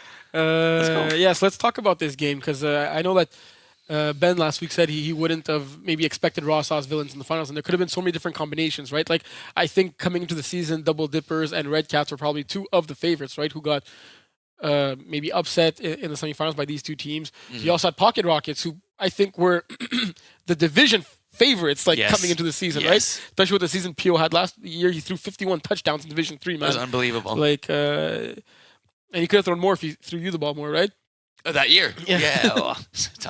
So I know coming to this game, it was a 3 versus 4 seed. Yeah. And Villains had our number, right? Beating us twice during the regular season. Not only beating us twice, like demolishing us twice. Well, Ross has had our number because we are the Villains. Yeah, my bad. No, that's all good. It'd be cool if Villains had our number. But yes, right, because we were 0-2 against them, right? I remember texting you like, okay, let's go in the group chat. What do we think about this, that, and the other thing? And, our focus was, trying to stop Ludwig connection with Gabouche and Ludwig Yvon. had like a crazy season. And Gabouche and Yvon are Division 1 players. Yeah.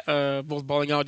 Gabouche 2 touchdowns, 145, 9 catches. Yeah, he went nuts. He went nuts, and it was all spectacular, right? Yeah. So talk about this game. So, this game, I mean, look, we started off on defense. They got the ball. They scored really very easily. Yvon, a nice 24-yard touchdown. We just missed tackles left and right. They got the 2-point convert. We ended up marching on the field through a pick. It was Gabouche made a great job jumping from the safety position. They scored again. We punted. Things weren't looking great. Then Jeremy got a pick. And then, I was able to get a touchdown, 5-yard touchdown there. And then I think a big touchdown for us was we stopped them. Then Jeremy got a touchdown to Sam, and made it 14-12. And then there was the controversial 2-point play that I let John know about afterwards. What did you tell John exactly? Was it in this time? Come on, John. Then we got the pick 6, and then we were up 24-14 at half, just like that. I'm getting ball. Even though we went 3 and out. It starts out the second half, yeah.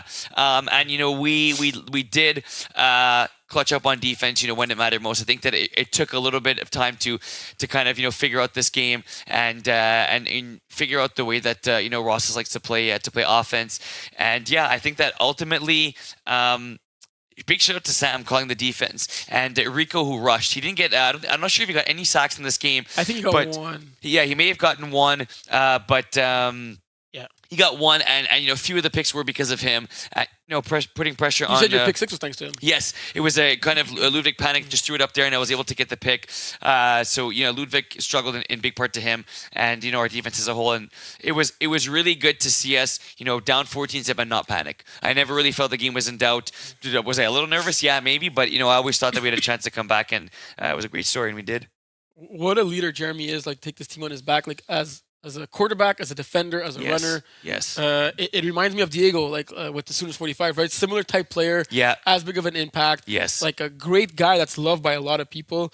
I think him and Diego are great comparisons. 100%. And it's true, on both guys on defense too, right? Yeah. They can cover deep, short, jump routes. And his ability, Jeremy, is to not only run but just to buy time, right? And when you buy time, the defenders get tired and receivers find a way to get also open. that move, man, He put a lot of guys in their bum. And for reals. He played most of his games in the past winning streak we had, either being tied or with the lead, right? Yes. When the game went quickly, 14-0 Raw Sauce, and he threw a pick, Yes. and you guys punted. Yes. I was like, damn, how is he gonna responded to that, right? Yeah. His other pick was like late in the game, so he essentially threw like almost one pick throughout the whole game, and he responded with 5 touchdowns, 43 yards on the ground on 14 attempts. Yeah. He was asking me for tips. What I do? What are you seeing? I didn't want to tell him anything because I kept telling him like, "Yo, you keep doing your thing, man. It's working. Like you do you, bro." Yeah, like 100%. And he did him like to a championship extent. To a team, I mean, he won, MVP of the season, right? Because not only was he We're gonna get quarterback, to that, not only was he quarterback, he was also receiver. And it's brought up to a point that I was going to mention, like you were on your honeymoon, you were away, and you hadn't played football in a very long time. And we talked about what was going to be. I was asked on air, with Manu, what was going to happen when Terry comes back, because Terry's going to be back if we make the finals. You gave the politician response. I did. I was like, saying, "Boy, better go, Jeremy." But no, I'm kidding.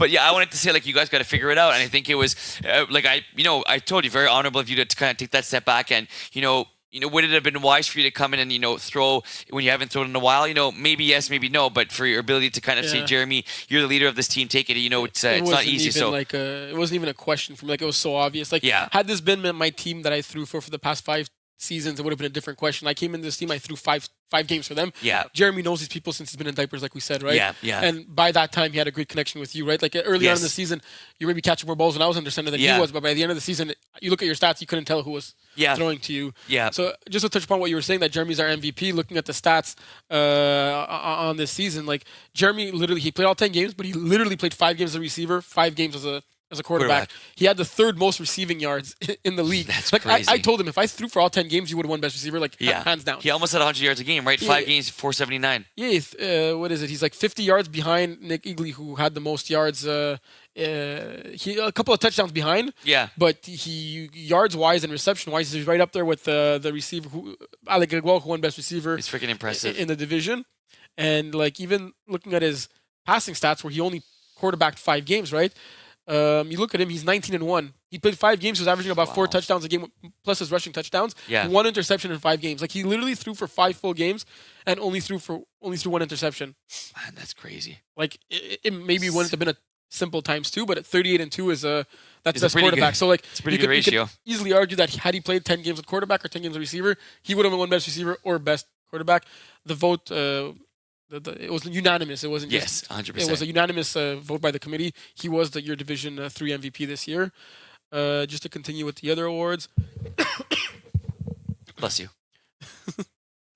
This is a tight one. This is a very, very tight one. Yeah. And I think we had Ali Issa winning Best Defender of Division 3. Yeah. He had a pick 6 that Manu did not have, and he had more than double the PDs, right? So and just about double the tackles. Yeah, so that's kind of what the deal breaker was for that. And then you look at who was 3rd in interceptions again on defense? Jeremy Thompson O'Reilly. The kid's everywhere in the stats, Talk right? about a villain stealing like, interceptions. Even looking at the rushing stats, I'm sure he's. You have any Division 3 rushers? Oh yeah, we had Avery. Yeah. Yeah, Avery, and surprisingly, Kevin rushes more than we think. Wow. And then our best rusher in Division 3. Well, it was not Khalil because Khalil won the award in Division 2. Right. It's not like it's kind of an unwritten rule. Like if you win the award in division, we won't give you the exact same award in the lower division. Right. You can win another award, and if you're nominated for an award, you can still win in the lower division because we don't really have like actual nominees per se. Right. We used to do that when we were like 4 teams in the league. Yeah. John would post like the nominees, then he'd post the winner. Yeah, it's fair. We can't do that for like 50. No, for now, yeah. no, I wouldn't do that. So your Baby best Maynard. rusher was Baby Maynard. Yes. 5 sacks, 2 picks, 4 passes. It's a little bit of a Swiss Army knife, right? They could do everything on the defensive side of the ball. Yeah. So I think, we have someone saying that it's fair. Bob CS. Nice. Thank you. Thanks for agreeing with us. Yeah.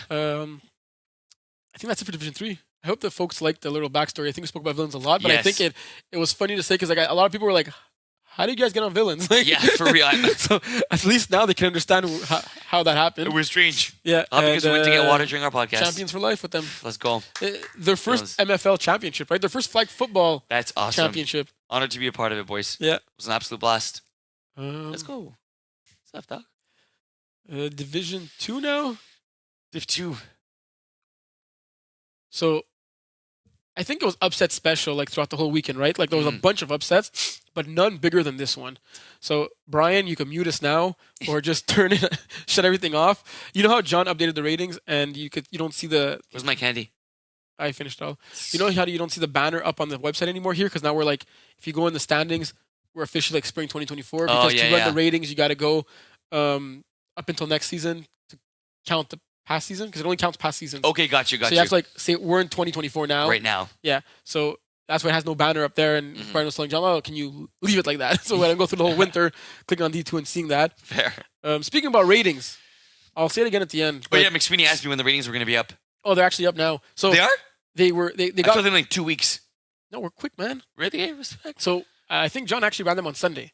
So they're up there on Sunday, and today I literally passed. I spent like a great portion of my day reviewing all the overrides that we had. Like everyone that asked for like a rating adjustment, all that. Like they basically get canceled out at the end of the season because it's like a 'cause you gotta special go back thing. to- No, but well, it's like if you like ask for a rating, let's say you're 81 and you want to sub in a Division 2, you have to be 80. Mm. If you ask for it and it gets reduced to 80, Mhm. reduce it for that season only.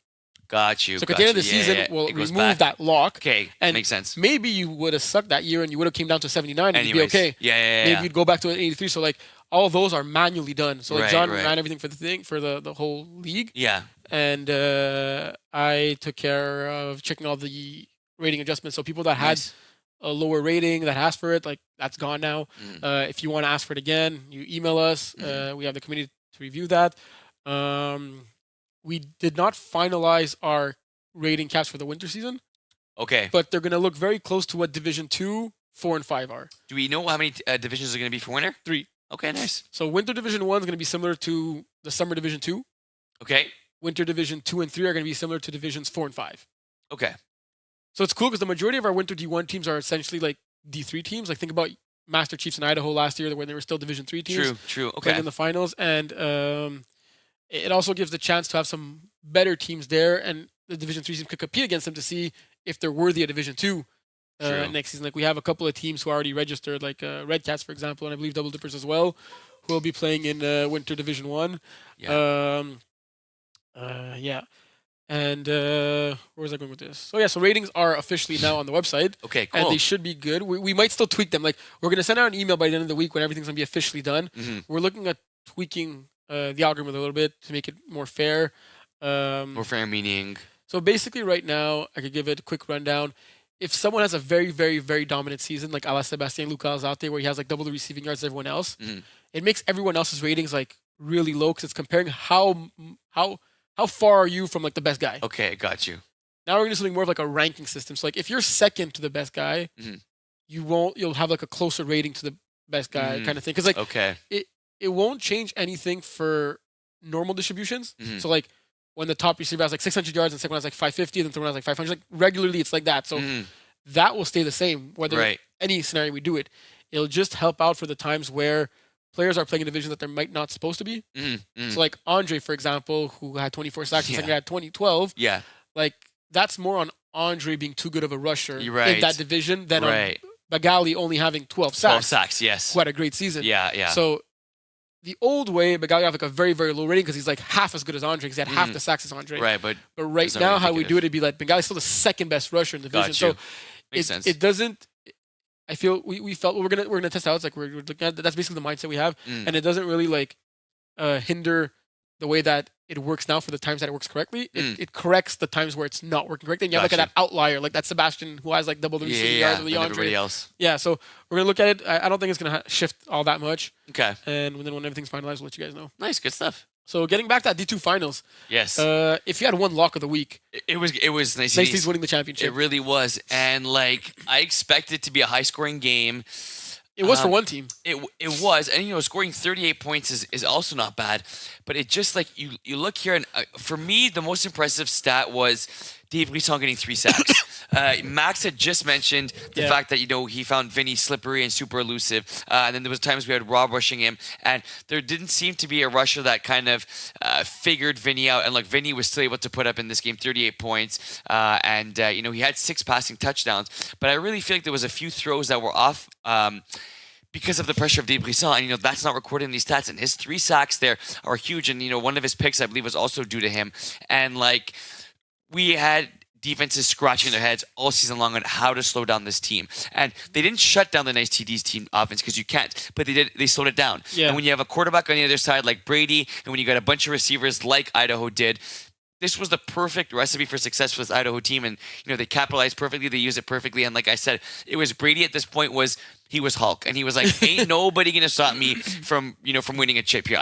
He was there last spring, like a couple of months ago, and so damn close. Exactly. And he was the favorite. I don't know if he was the favorite by the standings, but I think he was like the favorite, like perceived, right? Like I think he had the minus, like minus 0.1 or 1.5 or for the point spread. Yeah, I think so too. I think most of us picked Idaho in that game, but this game, 8 touchdowns, 1 pick, 2 2-point converts, and you talk about Brady having the deep ball. And this game he threw 7.4 yards, per reception. He took what the defense gave him, and that's probably not what NICTs were expecting. And he played smart in this game and ended up proving costly for NICTs. And Jeremy Rooney, 15 receptions, averaging 5 yards a pop. Not as a snapper. Where like when do you see a non-snapper getting 15 receptions? Well, it's still in the game? double what Jeff averages as a snapper. Oh yeah. I mean, come on, that's a given. So yeah, and getting those 2 touchdowns, Gab Boucher. Look at the ball distribution to his top 3 guys: 15, 7, and 9. He did complete 34 passes, which is like I think as many as completed all season long. Right? He usually completes like 9 a game for 300 yards. That's what we're saying. 38 is usually what he gets in 4 or 5 games. He had to play the way that he doesn't normally play. Yeah. And he clutched up and he got the job done. Right? And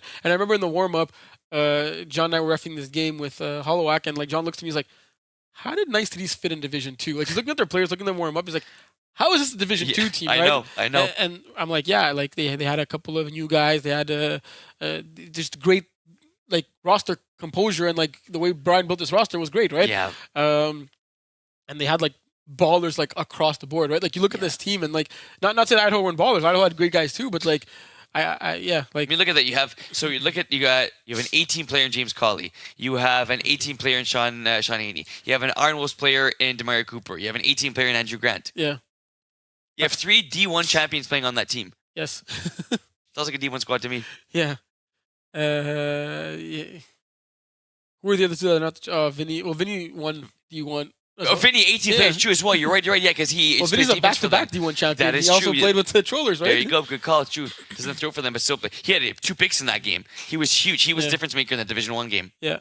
So yeah, like I was shocked in this game. Like I even though Idaho took the lead early, right, in scoring, and they got that stop, I was like, okay, NICTs are going to stop them at some point. Like NICTs are going to figure it out at some point. NICTs are going to take the lead at some point, and it just never happened, right? Like, yeah. Do you think there was one turning point in this game where it was kind of like, oh shoot, like that could be what changes this game completely? I don't have one in mind for this game. Do you? No, I didn't see too. You ref this game, right? I didn't see too much. I was going to get coffee. You missed this game to go get coffee, bro? I missed the game. Like I missed like maybe 12, 13, 25 minutes, but. I guess with the game, let's see now. The game being tied, Idaho doubled the scores to end the half and get the 2-point convert, take the 8-point lead. Knowing that, I believe Idaho's nicely start with the ball in the second half there, and then getting that stop right, intercepting Vinny. Scoring right after and taking a 2-possession lead. I think that has to be like the turning point right there. Like, NICTs had the higher seed; they could have double dipped. And Idaho ended up double dipping, right? Was it a stop that happened at the end of the first half? Because I can remember there was like, there's something that happened. Go a little higher? Yeah, okay, so here. Tackled by Eric. What are you looking at? I'm sure, because I feel like there was controversy with how the first half ended. Like ended or before Idaho got their touchdown? Germany, 19 yards. Maybe just before. But anyways, it's freaking clutch. No, because last play of the half was that little dump off pass to Mario and go make some magic, right? Yeah, preach. But no, it's clutch to score. I knew you at the 2-yard line, but 2-yard line is it's only 2 yards, but like I said, throws are tighter in that situation. It's freaking. Imagine they didn't score. Yeah, no, definitely Change the game. And this Idaho team had a lot of ups and a very few downs, but those few downs were more than they usually have, right? I mean, there was times where Brady and just didn't look like the quarterback he was, and Manu wasn't on the same page as him, and Eric had his struggles, and they just completely turned this around. A lot of rowdy fans in this game too. I don't know if you heard a little funny story we got. I won't mention any names, but no, I didn't. One of the spectators went up to John after the game and said, "Oh, you were favoriting one of the 2 teams," and he's like, "No, I don't care who wins. Like both teams could have won." It's like, "Well, no, you took a picture only of one team at the end of the game, so they're clearly your favorites." And he's like, "Well, I take a picture of the champion and post it on the website." Was that supposed to be a joke? Or? No, they were mad. Oh wow. Okay, yeah, that's no. Usually it's just the champion. But it's still a funny story. Yeah, it's freaking funny, but sad a little. Yeah, so that's Idaho's your Division 2 champs. And if we go to this newly discovered page that you just Wow. awards, It's crazy. It's teams, because everyone goes to individual yeah, awards, individual, but division, team individual. awards, you could see that no team in Division 2 has won Wow. it twice. So the curse continues because Idaho had the chance to win it in spring. Yes. And Nice Cities also had the chance to win it now. Could have been your 2-time champs, but no same franchise has won it Hey, twice. boys. The closest thing we got is probably Red Raiders and Red Zone, but it still wasn't the same team. Yeah. Like Chris Hope was on Red Zone and he wasn't on Red True. Raiders, for example. True. Like just Mike Roy quarterback both teams, same way that Steve quarterback both Thunder Buddies And Outlaws. Yeah. I believe Chris was actually the quarterback at Team 9 the first time we had a second division. We had like a bunch of free agent Team teams. 9. Yeah, it's a funny story. We had a bunch of free agent teams, Yeah. and it was like initially before the team got their team name replaced by their name. Yeah. It was like Team 1, Team 2, Team 3, up to team. It was 10 teams, I believe, or Yeah. 12. And that team said we're going to keep Team 9 as our team name. That's cool. And it was a free agent team that ended up winning the I think the cat's getting stuck in the wires. What a brat. Ended up winning it all. Wow. What a cool logo there. Then you have a few familiar teams: Iron Wolves, Deep Cool. Threats with Svetna. Svetsna. It's You true. got Wow. the Old School, Nice Cities. The boys went in the winter, back when the winter was like part of our Division 2 before the winter became a winter division. What the fuck? Centurions. That's when they beat Chris and Andrew. Say what? Centurions. They beat Nice Cities that year. Yeah, Nice Cities have a couple of finals losses, eh? They lost here. They lost here to Thunder Buddies. They lost here to Idaho. It's true, eh? Did Nice Cities ever win? They won a D2 chip, though, no? Yeah, back Okay, in 2018. Wow. I mean, Space Apes of my OG Panthers. Sorry, Yeah. we lost to Nice Cities here, and we lost to Pizza Fuck here. We have two 0-2. final appearances. Yeah, both losses with Charles Deschesney at the Oh, quarterback Deschesney. position. Yeah, so close yet so far. Yeah. Let's go see the award winners for those who True. don't know. So, A lot of Nice Cities players. yeah. Oh, this is actually one of the most difficult awards. We'll save it for Yes, last. yes. So we're receiving. I think you're in playoffs, Yeah. yeah. I was like, that's not a lot of yards. Nope. So we had Andrew Grant win the Best Receiver Award. This is a tough decision, though. No, this was very easy. Then on defense, we had Khalil, like we mentioned, win the Best Rusher. Yep. 15 sacks. impressive. Andrew Grant winning the Best Defender. It was funny enough, I think DeMario had 4 picks in week 1 and 3 pick sixes That's against true, wait. Jason. And then yeah. like Jeff Lowe's made the post like, congrats, you won Best Defender. But then Andrew said, no Not way, so Jose. fast. So then we had the Best Quarterback Award Yeah. going to another Nice City player. Yes. Vinny Galano, who played 7 games, had the most touchdowns in the It's like 7 TDs a game. and that's with only insane. 7 interceptions, Wow. just under 2,000 yards. Like Brian had mentioned, like they were also like leading in a lot of these games, right? So it's like yeah. you don't put up like crazy stats when you're already up 3 possessions at halftime. Like True. you're not gonna Ice like the game throw- a little yeah, bit. exactly. Yeah, for sure. like, Dink and dunk. you got Gabby running the time and everything. Oh, yeah. To the max. And then yeah. we talk about like MVP of Div 2. Yeah, That so was freaking tough. It was literally so tough between the two. The committee, like I think it was literally it went to tiebreaker, and it was like between Andrew and Vinny. Obviously, you had Andrew, who's this dominant player on both sides of the ball. You have Vinny, who's the quarterback of this team, who hadn't lost a game for them. Right? This team went 8-2. They were 1-2 without Vinny, 7-0 with Vinny, him. and they got pretty capable backup quarterbacks when he was not there. Yeah. You wanna? I think that's what you said. Like ultimately for me, it was like the difference maker on this team is obviously both of them. You can say both of them equally, but there has to be one MVP. And I think that the fact that Vinny didn't lose a game, even when Andrew wasn't there, for me was impressive. I'm not sure if he ever played when Andrew wasn't there, but Vinny didn't lose games, Yeah. when he played. Whereas Andrew, when they had their backup quarterback, he lost with Vinny going undefeated Yeah. and throwing, nearly 7 touchdowns a game. It was very, very close, but you really have to give the nod to the quarterback. Like in that if this situation. award was called, the CFL's MVP awards are called Most Outstanding Standing, Player. yeah. If this was like Most Outstanding Player, I think maybe we would have sided with Andrew because he was very outstanding, but it's Yeah, the yeah. most valuable player, and like Vinny truly showed his value. I think the example I gave was that like, let's say you see the top quarterbacks right here, and like take the average quarterback, like mix them all together and take the quarterback number because we had 6 teams in the division, or quarterback number 3.5, and put him on ICDs. Did they go Yeah. 7-0 those games at Vinny's quarterback? I Doubt don't it. think so. Yeah. Take away Andrew and give him the average player of the league with all the weapons Vinny still had. I still believe Vinny goes 7-0 Yeah, in yeah. those games. That's fair. And Andrew probably did make Vinny's life a lot easier, right? Yeah. Both on both sides of the ball. For sure. But I don't think there could have been a mistake. Like either way No. you go, like it's really like a coin flip. Like I think I think since I've been on the committee, we've been like giving the awards. It's the closest we've ever gotten, like splitting the medal in Well, I two. remember and saying, after I made my picks, I texted you right away. Remember, I was Yeah. like, man, like freaking D2 was tough. Who did you vote for? yeah. Well, it was very easy for every other position. yeah, for Like- sure, for sure. Like QB, receiver, defender, and rusher, it was Yeah. super easy. Yeah. But that MVP conversation between Vinny and Andrew was so difficult. It was tight. Like I think the tightest ever been. Yeah. Very, very tight. And it's because they were a good team. Yeah. It I just think shows they how trade big. all those medals though for the Just championship. gonna say, it trophy, shows right? how big the Idaho's victory was against them. I don't know if we got anyone on the line, but We got everyone looking at the cool I stats and think we got everything. shy people today. Yeah, it's eh? true, eh? Well, it's okay. It's Tuesday. Like the biggest advantage doing this live is to get callers, right? That is true. Also, And- no editing. Well, we still have to put it up after and like the time where there was like the thing going like this. You had to like. oh take it out. yeah. We don't. Yeah. But there's also this advantage that I can't edit out your stupidities, right? What's the bit? Bro, you don't realize like I look like I'm a snowflake next to you. Like I look I don't sick, even feel I'm that dark. but I look like I'm ill.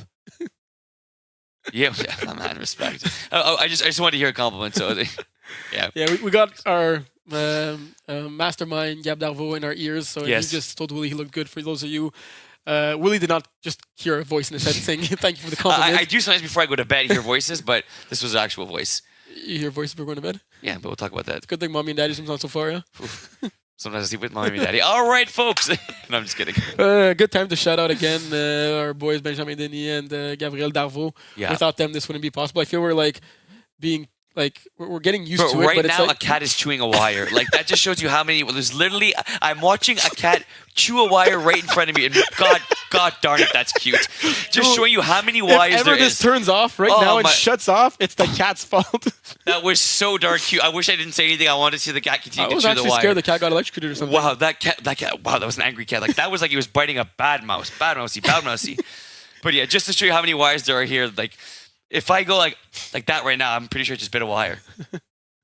You know the expression? There's like apparently you eat like 9 spiders in your lifetime. Yeah, something like Do you that. believe that? I don't know. Is it? I don't know. Yeah, me neither. Do you believe it? No. Let's go to Division 1. Who would you say was the favorite coming to this game? Outlaws. Easily? No. I told that to Dylan after the game. I'm like, you guys were not favorites. Sorry, Outlaws were the favorites, and you got really insulted.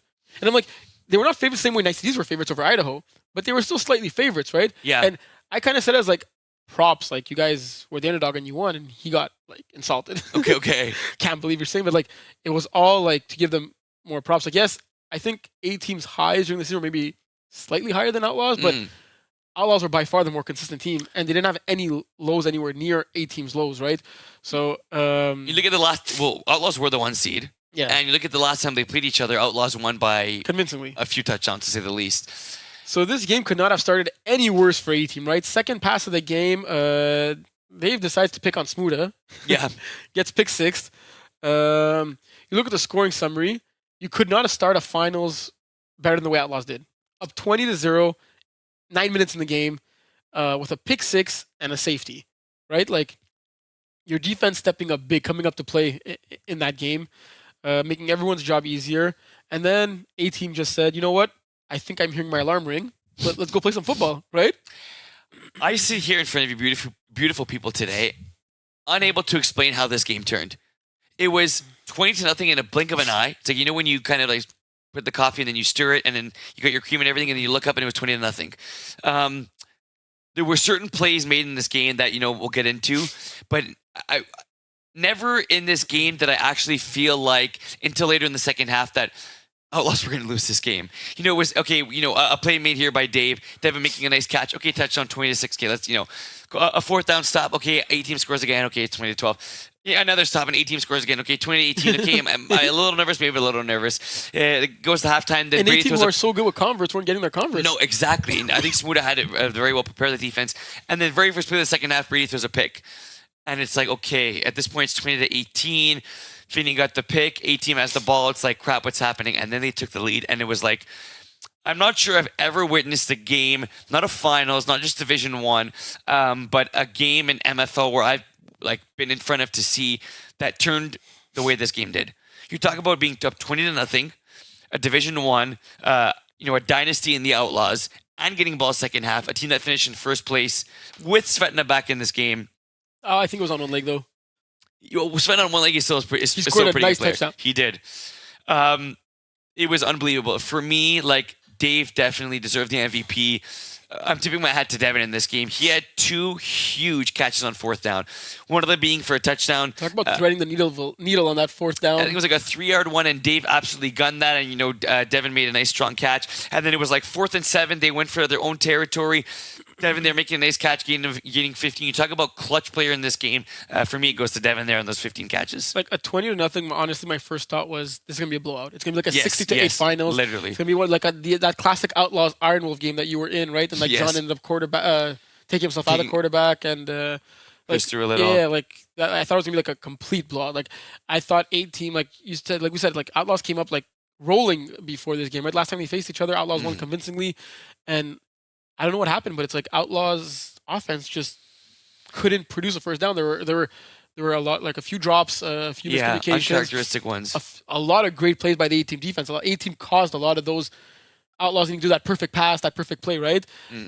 But it's hard to understand how with the drives they had, they only scored 8 points in the whole second half, right? Yes. And to me, I told you this after the game, the huge turning point that was not one play. It was 8-team scoring to make it a 2-point game with 2.5 minutes left. Yeah. Outlaws got the ball back, 2.5 minutes left in the first half. Outlaws are getting the ball back to start the second half. How important is that double dip? How important is that? For those who don't know double dipping, when we say that it's scoring to end the first half and then getting the ball back and scoring to start the second half, meaning you could put up a minimum of 12 points up to 16 points before your opponent even sees the ball again. The score was 20-18. Outlaws could have been up 36-18 before 8-team even sniffed the ball again. Yeah. Before they even take another snap. And he could have done nothing more on offense and he would have been down 3 possessions. And Outlaws did not score to end the half. They did not score to start the half. And to me, that's when I thought, okay, they didn't score those 2 times. This is 8-team's game going forward. At that point, I know maybe it took you a little bit longer, but I mean, when 8-team stopped them to end the first half, stopped them, then got the ball in the second half, I said, okay, 8-team has all the momentum, and you felt that the intensity build up, right, throughout that game. And it's as if Outlaws, obviously they're the more cool, calm, collective team. They were missing some firepower on offense. Yeah, and the one thing that A-team always has going for them, and that's what you allude to, is their energy, right? And sometimes it can be negative energy when they're not winning games, but for me it was really that energy that and that little bit of trash talk that brought them back in this game. I'm not sure if they didn't have that and that belief in themselves, they would have came back. And at 20-0. Yeah, I felt, you see Dave on the sideline, he looked a little bit frustrated, but I never really felt despair. I never really felt that they lost hope. And I think that, the ability, a lot of it started with Jeremy. Jeremy, it's good because he had uncharacteristic drop at one point in this game and then, just completely brought himself back in this game, made some nice catches, some great plays on D, and he was kind of getting these guys going, let's pick it up. And then from there, the whole crew took over, and that's ultimately what propelled them to victory. And, Brady in this game didn't throw too many interceptions, but it was the ability of A-team to force incompletions, right? To force incompletions, number one, and number two, to make tackles when Brady was throwing short. Yeah, no, definitely. And he's the 22 of 41 here. But it's also the under 200 yards. Yeah. When does Brady not throw for 200 yards? Effortlessly, easily, Yeah. That's what shocked me the most. And yeah. I think that the deep balls that he usually gets is, Marvin 16 yards, he usually gets that, a drive, right? And I think that, A-team had a very good plan defensively, and they executed it. And I love that you look at the ball distribution there. Obviously, Devin having over 50% of the catches, but you have 1, 2, 3, 4, 5, 6 other guys that at least had 1 catch in the game. So pretty impressive. Yeah. And what was I going to say? Yeah, obviously Outlaw's missing a huge piece in, 2 huge, very big pieces. Ariel, obviously, and then Yes. even Jerome was not there Yes. for them. Yeah, Jerome is huge. Talk about all the ballers on, in the MFL, but when time's ticking and, Brady has to make a play, Jerome's going to be this guy. So, unfortunately he wasn't there, and it ended up showing in this game. Yeah. So now that we have this new tab, let's get get to business and talk about the real stuff about Division One, right? Nice. So you see, let's go all the way back. Ballhawks. That was actually John's team, Ballhawks. Really? So you had somewhat of a dynasty over here with the Trollers winning. Amish Cyborgs.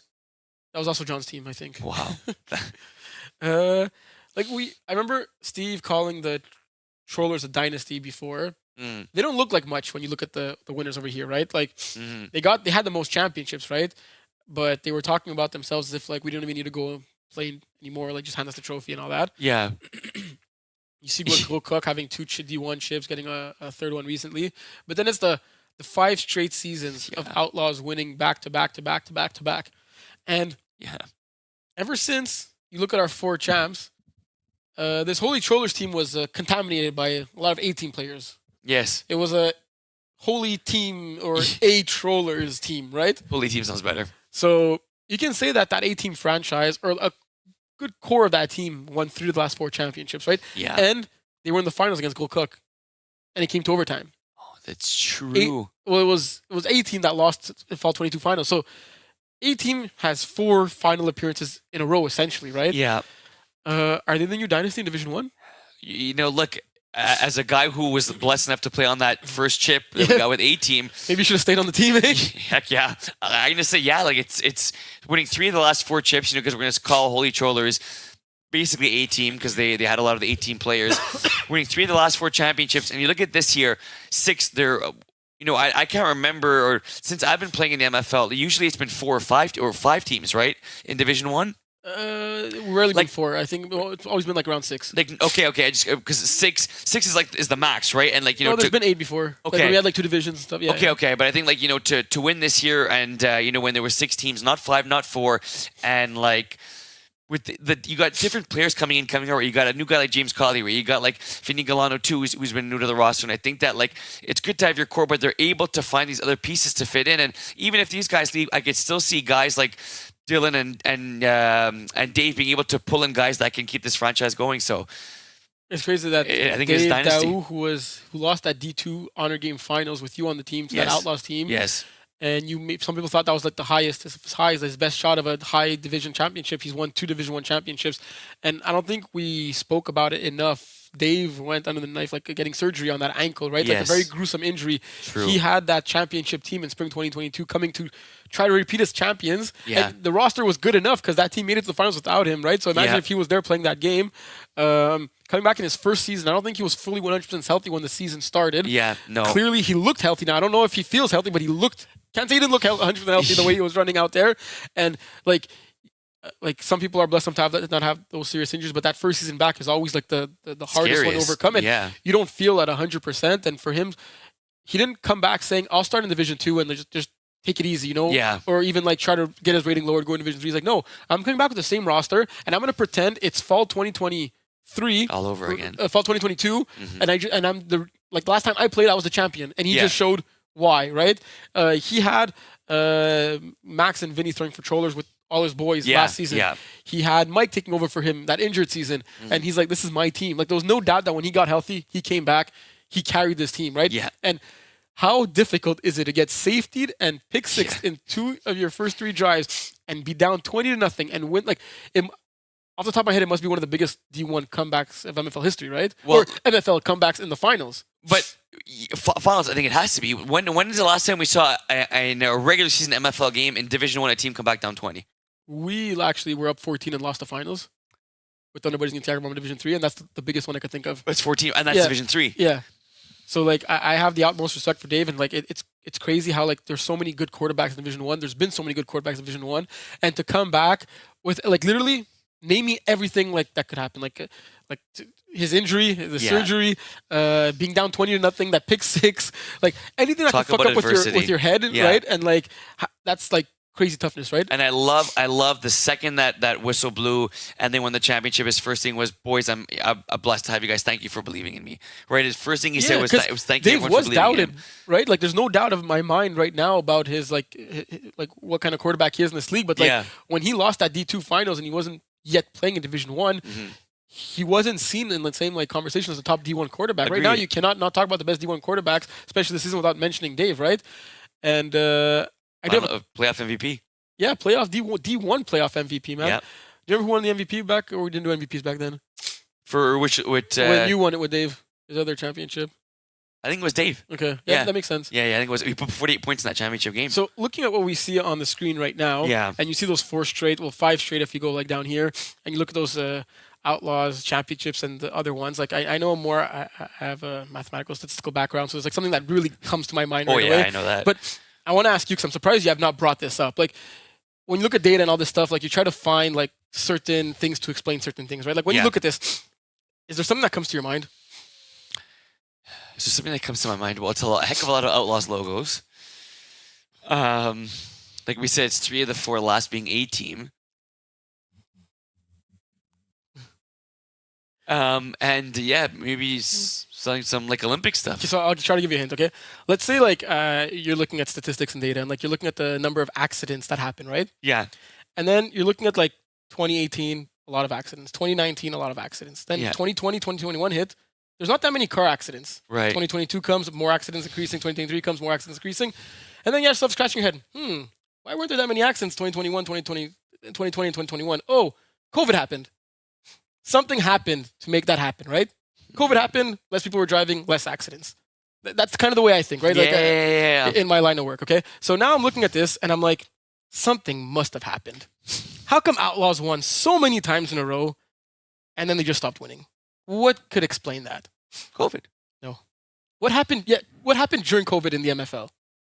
Because it was right around COVID, right? Yeah, well, what happened in COVID, we had our Arsenal games. Okay. You want me to give it to you? Yeah, of course. The ratings and cap started. And that's when Outlaws stopped winning. Is it a coincidence? We were pushing for that damn cap for so gosh darn long. And it looks like it made a dividends. If the cap would have started in 2019, would there have been 5 straight Outlaws championships? That's true. I still think so. But it's an interesting question to ask ourselves. It is. It's a very good point, Babalisa. When did the cap start? I don't know exactly, but sometime around, I don't think it was started in 2022. I think it was like somewhere in 2022. Remember we had that first year with the cap, but like teams that were over the cap were allowed to be over the cap for the first season? Oh yeah, you do whatever you want. But I remember we potentially talking about Division 1 not having a cap. Yeah. But thankfully it did. Yes. Well, I mean, thankfully the fact that different teams started winning. Yeah, well, I mean, I say that, but it comes to a grain of salt, right? Like when a team wins so often, you try to put things in place for them to stop winning because it wouldn't be fun if Outlaws would just always win, right? Yeah. If Outlaws are always that much better and there'd be no competition, it's not fun for them, but it's also not fun for teams that we want to push to go Division 1. Like that top Division 2 team that's like close to going Division 1, that'll probably be a 500 Division 1 team. Like, oh, what's the point? We're going to get our ass whooped by Outlaws who are 10-0 and always end up winning, right? Right. So there was a chance to, there was some push for the cap. No, not for the cap, but just to have more parity. And obviously the cap creates more parity than a subjective email saying, yeah, these guys are okay, right? Like now and I don't know if you guys noticed, like when the rating system first started and we had like numbers for each players, like some of it was bogus. Like some people were like, how come I'm rating this? How come I'm rating this? But if you look at your rating now and look at the rating of your teammates now, it's hard to argue that it's not much more accurate than it was when you first started. Like I literally went through so many ratings today and doing all that, and I'm like, wow, like there's so many of them that seem so accurate. Like I was taking out so many overrides on that. Must have busted not doing that stuff, eh? It was actually pretty fun. So seeing that, and I even messaged on like, wow, like I think the rating is working like as intended. Like the more seasons we have, the more data we collect, the more accurate everyone's rating is going to be, right? So it is a great thing, and it does create more parity. But and you mentioned like so. Maybe this brings in the question: is there going to have to be some cuts made on A team? Well, or do you think that's not going to be for the next little while? If we go right now with we'll go look at the team list with the ratings reran. But because the good thing is they're able to find guys. I mean, James Cully right now, he was a rookie, right? So you have a lot. I think Vinny Galano he hasn't played MFL that long. So you look at the ratings, Outlaws have the highest team rating right now. Like currently with the roster, they'd be over cap. For if we kept the same cap of 1045, like just slightly over cap, right? But you look at A team compares to Jagerbomb and Lockdown. Like all the other teams are all between 1010 and 1020-ish. Wow. Outlaws really have the highest by far. Yeah. But the cap is like almost solely based on statistics, right? Yeah. So when you got guys like Marvin and like Smuda who are like 2 of the all-time leaders. Yeah. or Svetna also. Yeah, of course. Steve at the quarterback position now. Brady, like it's yeah. Wow.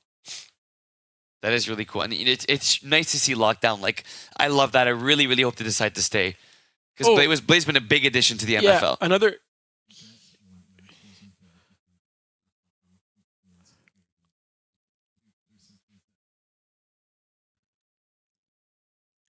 Yeah. Sure. Yeah.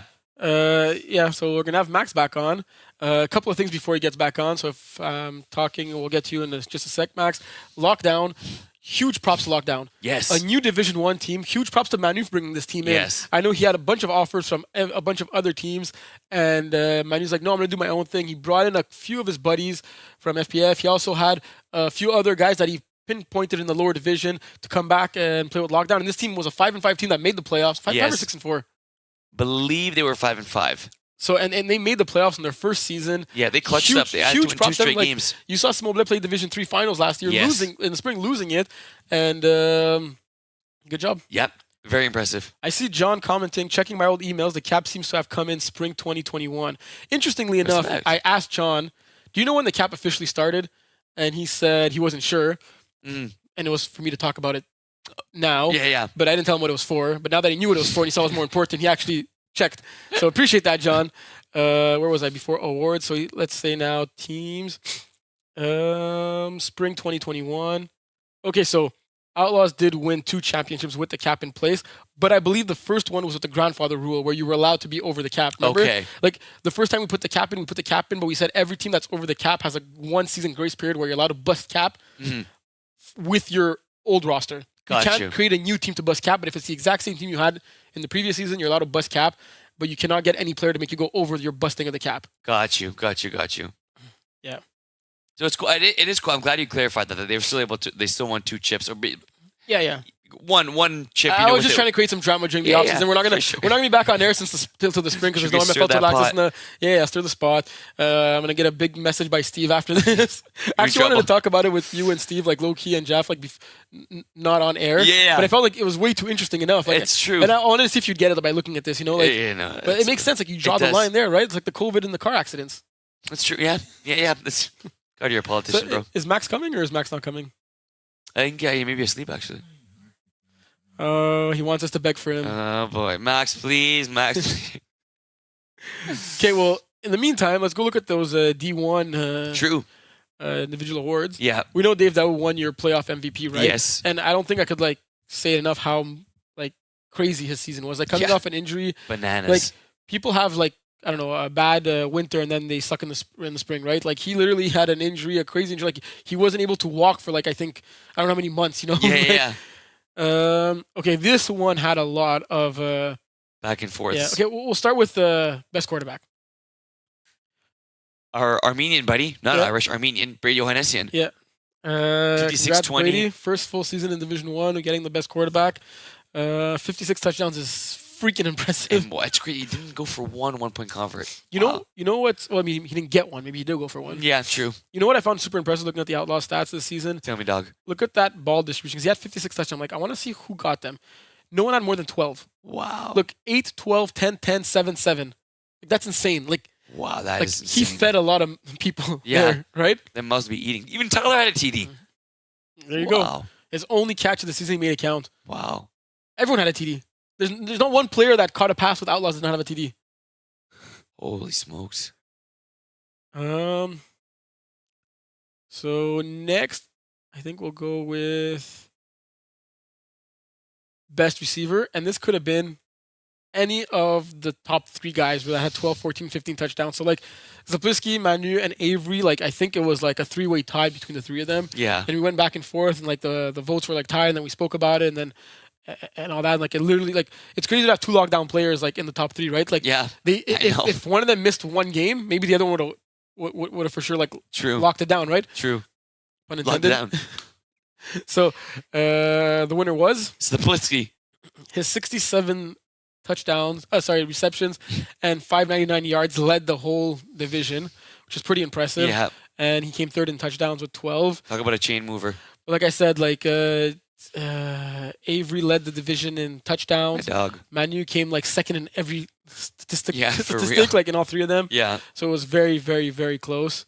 Now on the defense side of the ball, this also was very, very, very close. Yeah. Zabliskie could have won like two-way if For it was real. a two-way award in the MFL, right? Long name paying dividends. Yeah. The winner was Jeremy Rooney, however, getting 2 pick sixes. I believe he led the division with 2 pick sixes. The only player with more than one. Putting points on the board from the defensive position is huge. humongous. 29 tackles, the 5 PDs, 2 is impressive, and obviously the picks themselves. And then this one was also very, very difficult. Yeah. You had past winners in Tyler and Francis, Yeah. who were right up there, averaging over a sack a game. Yeah. And then you had Charles Vachon, who might have been a part-time rusher, but both ways you look at it was super impressive. You either tell yourself, okay, he rushed most of the time, and he managed to get 3 picks Right. and 4 times the pass defense as the other players, Yeah. or he only rushed part-time. Or did I say? And he got 11. Yeah, and got 11 sacks. And he got 11 sacks by rushing Yeah. part-time and getting the other statistics as a defender. So, Yeah. like, any way you look at it, he is most deserving, in my opinion. Yes, I agree. And that one was tough for him because he didn't lead in sacks, and there was times maybe he played DB, but you just talk about like being able to make a difference at that position, and it's, he was definitely the clear winner. Yeah. It's crazy how you go up divisions, you see the fewer sacks. Yeah, for like, Like, you're happy to get double digits in this one. Yeah, I think like everyone in Division 5 have like 20 sacks and more, Yeah. even people that weren't rushing, right? Yeah, for real. Um, Great QB of the year, receiver, Best defender, we did it. defender. We did. Yeah, rusher we did as well. So we do the league-wide awards. Yeah, true. We actually forgot to change the name for the Excellence in the Field of Excellence Award, which True. is AKA Trash Talker Award. That's going to become the Andrew Grant Award. So Andrew Grant won it, even though he could not have won it, but the award was not technically under his name. So, So he won. yeah. Oh, nice. Good thing I voted for him. Yeah, you actually the one that caused the confusion. You're welcome, Andrew. Got you another award. We have, here, let me go check this out. We had the Sportsmanship Award. That was the Jungle Squad. Yes.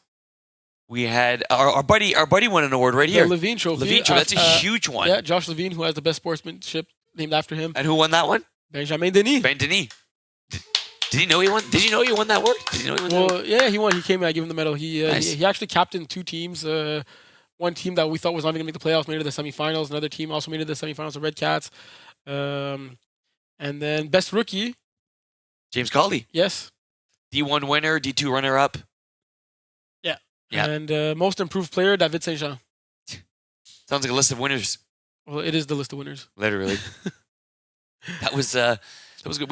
What other league-wide awards did we have that we took off? Max is pretending that the meeting ID is not working. He's like, I can't log in. There's no meeting ID is not working. Okay, look, Max, we begged you enough. Let's say, have a good night, buddy. You go to bed now.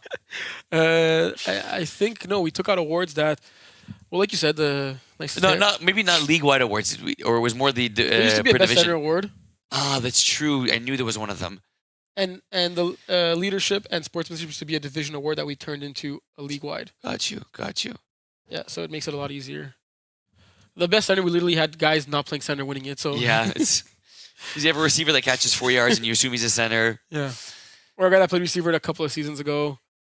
That's our guy that played center a couple of seasons ago, and now he's not a center anymore. True. There's something else I wanted to say. Division 1. Well, all I know is that it was a great turnout for the get-together we had at Champs. Yes. That was awesome. I always expect more people though. I'm a Yeah. little sad that no more people don't come out. Like we have like a lot of people in the MFL, a lot of people watching the show. Like MFL is all about like how Goldrick said, that family community vibe. Yeah. Like yes, we feel it every Saturday when you're there, but there's not literally a time where we're all there, Yeah. getting drunk together, Yeah. watching football. Yeah. Like what more do you want? Yeah. Like True. besides playing flag football a little bit during that day. Yeah, like, yeah. There's nothing they could ask for more, right? It's true. And you got the Grey Cup that was on. I still can't believe the Alouettes won the game. I still can't believe that either. Les Bleus. They were like I think 11.5-point underdogs or something like that. Wow. Fajardo came up clutch. I showed you. Were you there when it showed the stats of comparison of Fajardo against? It was like he was like 0-100 he against. was 0-9 Yeah. in 9 games against the Blue Bombers, Yeah. and he had 1 touchdown and 9 picks in 9 games. He had 1 touchdown pass in 9 games. In each of the games. No, total. Come on, Terry. I swear, He threw for 1 touchdown. in 9 games against them in his 9 previous meetings. Unless like it was just RDS trying to be like funny. or something. Yeah. Well, he made up for it in that game, didn't he? Oh yeah. Oh did he? So winter registrations are wide open. Yep. We had a few teams that were just like you said. we had a few action teams. packed. Actually, yeah, and Action the squad. unfortunate thing about the winter compared to the spring and fall is that we have a limited amount of spots. Mm. So it's a first come, first serve basis. Your spot is only confirmed once you cha-ching pay the deposit. It's the only way we could actually secure your spot. We still have a lot of space available right now. We're actually going to send another email sometime this week, maybe early next week, to confirm the actual caps for each division. But it should be around the lines of what Division 2 is for the Winter Division 1, what Division 4 is for Winter Division 2, and what Division 5 is for Winter Division 3. Okay. So pretty much similar to what it was last winter. Mhm. Just increase Division 1 a little bit, decrease Division 2 a little bit. Want to get more teams moving up and test the waters there. No QB cap, obviously, for Division 1. Nice. Division 2, it's going to be 80, and Division 3, it's going to be 75. Nice. Yeah. It'll be cool to have the onside kick rule in, and look, it's not the same as playing MFL outdoors, but still a good vibe indoors. Well, yeah, people were really disappointed that we didn't keep it for the outdoors, and I could explain it. We explained it on our first episode of the spring season. Yeah. Basically, read the rule book for the winter, because winter has a couple of specific rules. Oh boy. The suckiest one is that the time always runs. Like, the time does not stop on a timeout. Like, there's nothing. Don't get me started on that rule. There's nothing that will stop the time. Like, your timeout is essentially just not get a delay a game penalty because it resets the play clock, but the game clock still goes. So we're very, very tight on time, and we want to try to stretch out the most football as possible, because we could have made like 15-minute halves, Yeah. and then or like 12-minute halves and stop the time and give you like the outdoor kind of rules. Yeah. But we said let's play the most football possible. So the time is always running. Outdoors, the time stops on a scoring play, on a change of possession, on a penalty for the non-offending team. So now we said it's a lot harder for teams that are down to come back. Yeah. Outdoors, you even have 3 timeouts per half. It's crazy. There's other leagues in Montreal that have 2 timeouts for the whole game. Like, how Weird insane leagues. is that? They have other pros also, but Yeah. uh, Not as many as are. we don't have that time constraint in the summer and in the fall. So in the winter, like, if you're down 2-3 possessions, a team just showed you could come back. True. You have plenty of time. Like, True. plenty of time. The Yeah. time stops every time you score. You can go take a piss, and they'll probably wait for you, right? Yeah, for real. Just don't do it too close to the bags. Oh yeah. Kevin. But in the winter, like, if you're down to score, like, the game's already over. Yeah. Like, you're gonna get the next possessions, the rest gonna be blowing it dead. So that's essentially why we let you attempt an onside kick, because if you're down a possession, you'll still have the chance to maybe tie it up, right? Yeah. True. You thought that was a good one, eh? Yeah. It's basically overtime. It's like hockey overtime. Whoever scores wins. Okay. So yeah. So the game goes by really, really, really fast. Yeah. It does. It does. So that's why we have the onside kick rule, to kind of give those teams a chance to come back, when they're down. Yeah. Fair enough. And it's pretty fun. Yeah. But make sure you read the rule book. Like, Yeah. there's a lot of restrictions, like we said. Yeah. A lot of very strange, controversial. Yeah, maybe they even actually, dumb all rules. make sense. Except for the timeout one. I want someone else to call so we could ask them the question. We didn't get that many callers. Who do we get? We got. That's true, eh? Did we only get Golden Max? Am I forgetting someone? Can you find what's your favorite Christmas movie of all time? Wait, we got Golden Max? Yeah. Did we get anyone else? It's like, We got Ben. You good, man? yeah, I'm good. Thanks, bro. A lot of smoke in the air, eh? Doggy. What's your favorite Christmas movie of all time? Good question. Okay, actually, I want to know what's your top 5 after Elf. Okay, boy, it's funny. Like, I don't even know if I've seen like that many. Like, because I watch Elf 3 times a year. Only? Yeah, I know. True. All in December, so it's like what? You don't watch it throughout the year? What? Elf? My parents don't let me. Christmas with the Cranks is a freaking classic. My dad doesn't like that one for some reason. I like that one. It's a Beautiful Life. Okay. The tearjerker. Don't watch that one with Mags, and don't watch that one if you're feeling down in the dumps. Very good. Love that movie. It's a Beautiful Life. Home Alone is a classic, of course. Always liked Home Alone. Must be missing a few of them. What other ones am I missing? It's Christmas the Cranks with what's that actor's name? Cranks with a K. What's the guy's name? Oh yeah, Tim Allen. Yeah, okay. Yeah. That's a good one. Oh. Jamie Lee Curtis. Home Alone is the classic. Yeah, I mean, I find it good, not great. Even the first one? Like Yeah, like it's good. what do you think about Meet Me in St. Louis? Never heard of that one. But wait, Based on Rotten Tomatoes, it is the number 1. what's it called? You just Here. made that up on the spot. No, look, But wait, look. what? I'm definitely missing other Christmas movies. Sorry, folks, got a cold. Think about movies when you watch with Yaya. Die Hard, true. I've actually never seen that one though, but I heard it's a goodie. So if you look at Rotten Tomatoes, top 100 best Christmas movies of all time here, Number one, Meet Me in St. Louis, 1944 movie. Okay, You guys gotta watch this tonight. But there was TVs didn't exist then, so I don't know what they're talking about.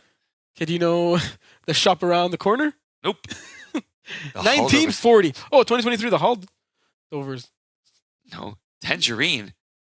That was Miracle on 15? 34th Street. No, never mind. That's not the one I was The thinking Nightmare of. Before Christmas. No, Nightmare is terrible. Why would I want a Night Before Christmas? Claus, okay, Carol. Die Die Hard. Yeah, Hard. I've never seen that. Oh, there's it was awful though, with Jim Carrey, The Grinch.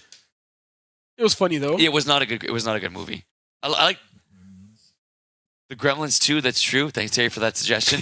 I like the Grinch cartoon. Yeah. Remember when his heart grew 3 times the size, and the noise and the noise There's and the Gremlins. Oh my God, Elf is 26 on the list. Will, you gotta go do something about That's this. ridiculous. Don't get me You started. don't like Will Ferrell because his name's Will? It looks exactly it's literally the most well done movie of all time. But is it because his name's Will? Well, maybe, but it's all a great movie. Do you think you look like him? Will Ferrell? Yeah. No, much more handsome. But Batman Returns. Is that even a Christmas movie? No, it's not. Terry, the Grinch, like a cartoon one. Yes. That's a classic. That one I watch every year. Oh, you see But Home there Alone has to yet on be- this list? No, but there has to be other ones on there. White Christmas. Lego Christmas kid. Is it what's a banana Christmas game like Santa Claus? It's like MFL Awards now, eh? How the Grinch Stole Christmas. That's at 42. That's harsh.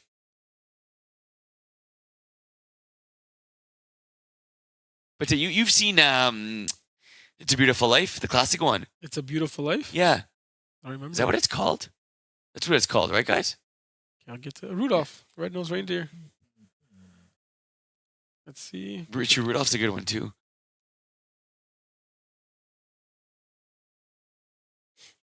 Is it this? A 1997 movie? You were born in that year, no? Yeah, how'd you know? Wait, you have to go to images, please. It's a Yeah, Wonderful Life. that one. No, 1946. It's It's a a Wonderful- wonderful life. What did I say? It's a Beautiful Life. No. You watched this movie? Yeah, that one's Is a it good. black and white? Yeah, but it is. But it's a good movie. It's a good movie. It's a Wonderful Life.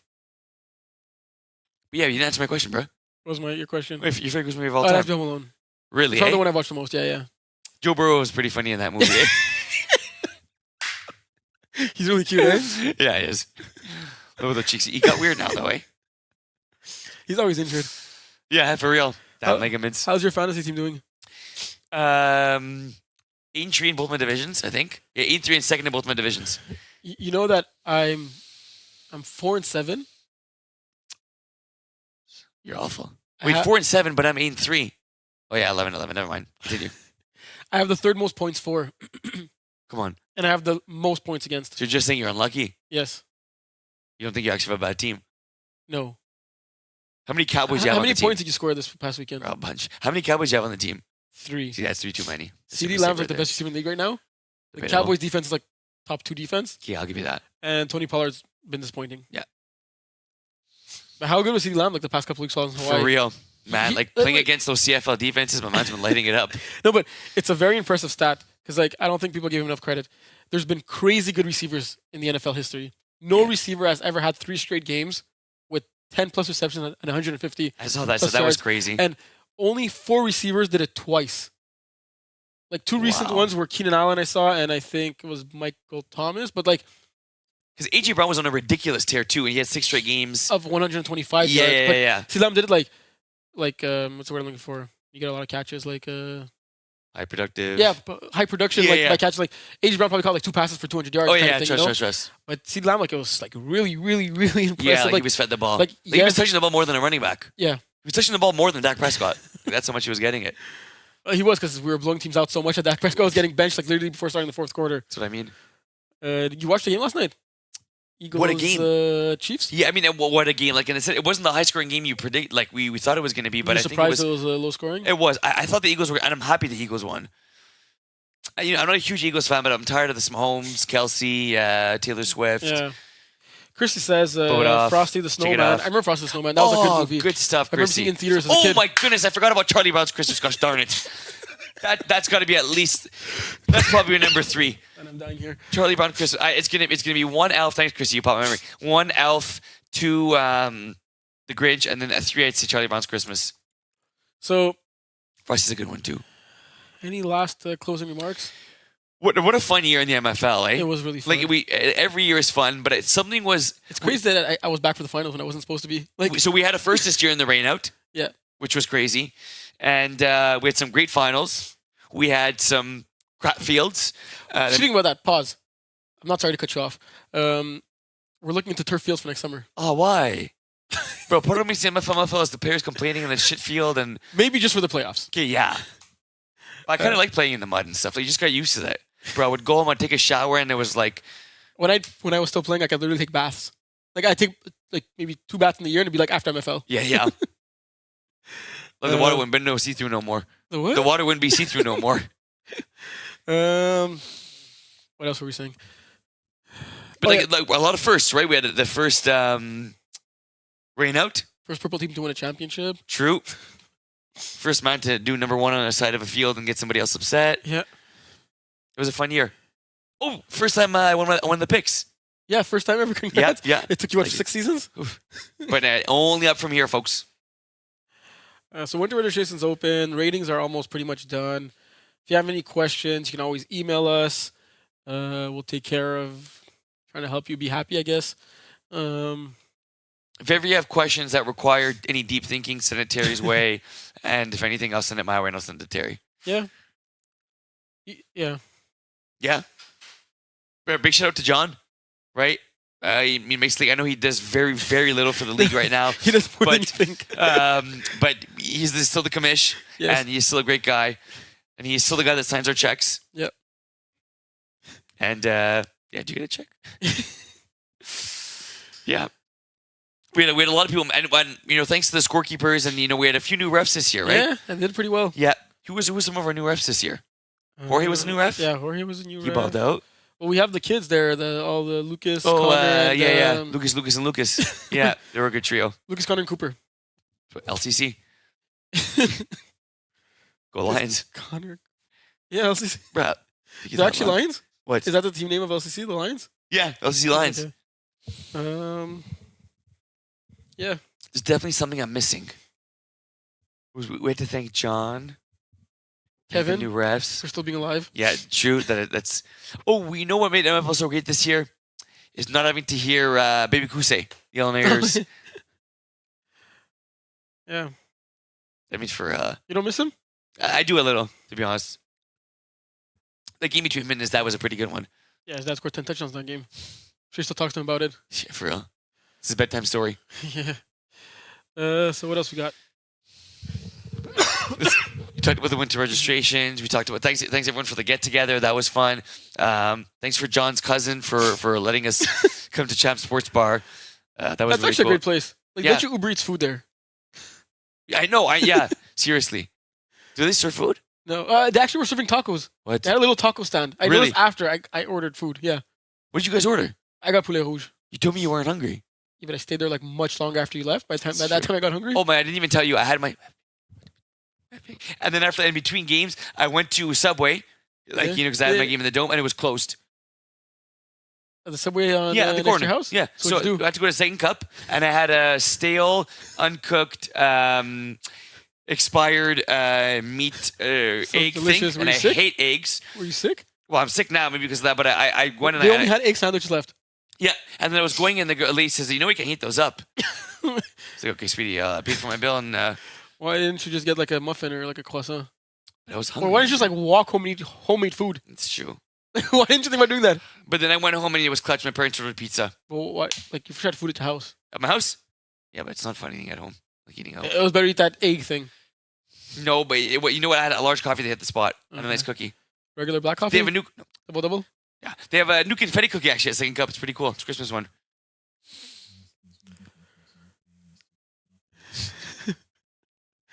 So we've been live on air for like 2.5 hours. Yep. What? That long? I think so. My God, that's why I feel like I have no Are you hungry? starving. I'm hungry too. Yeah. It was a blast.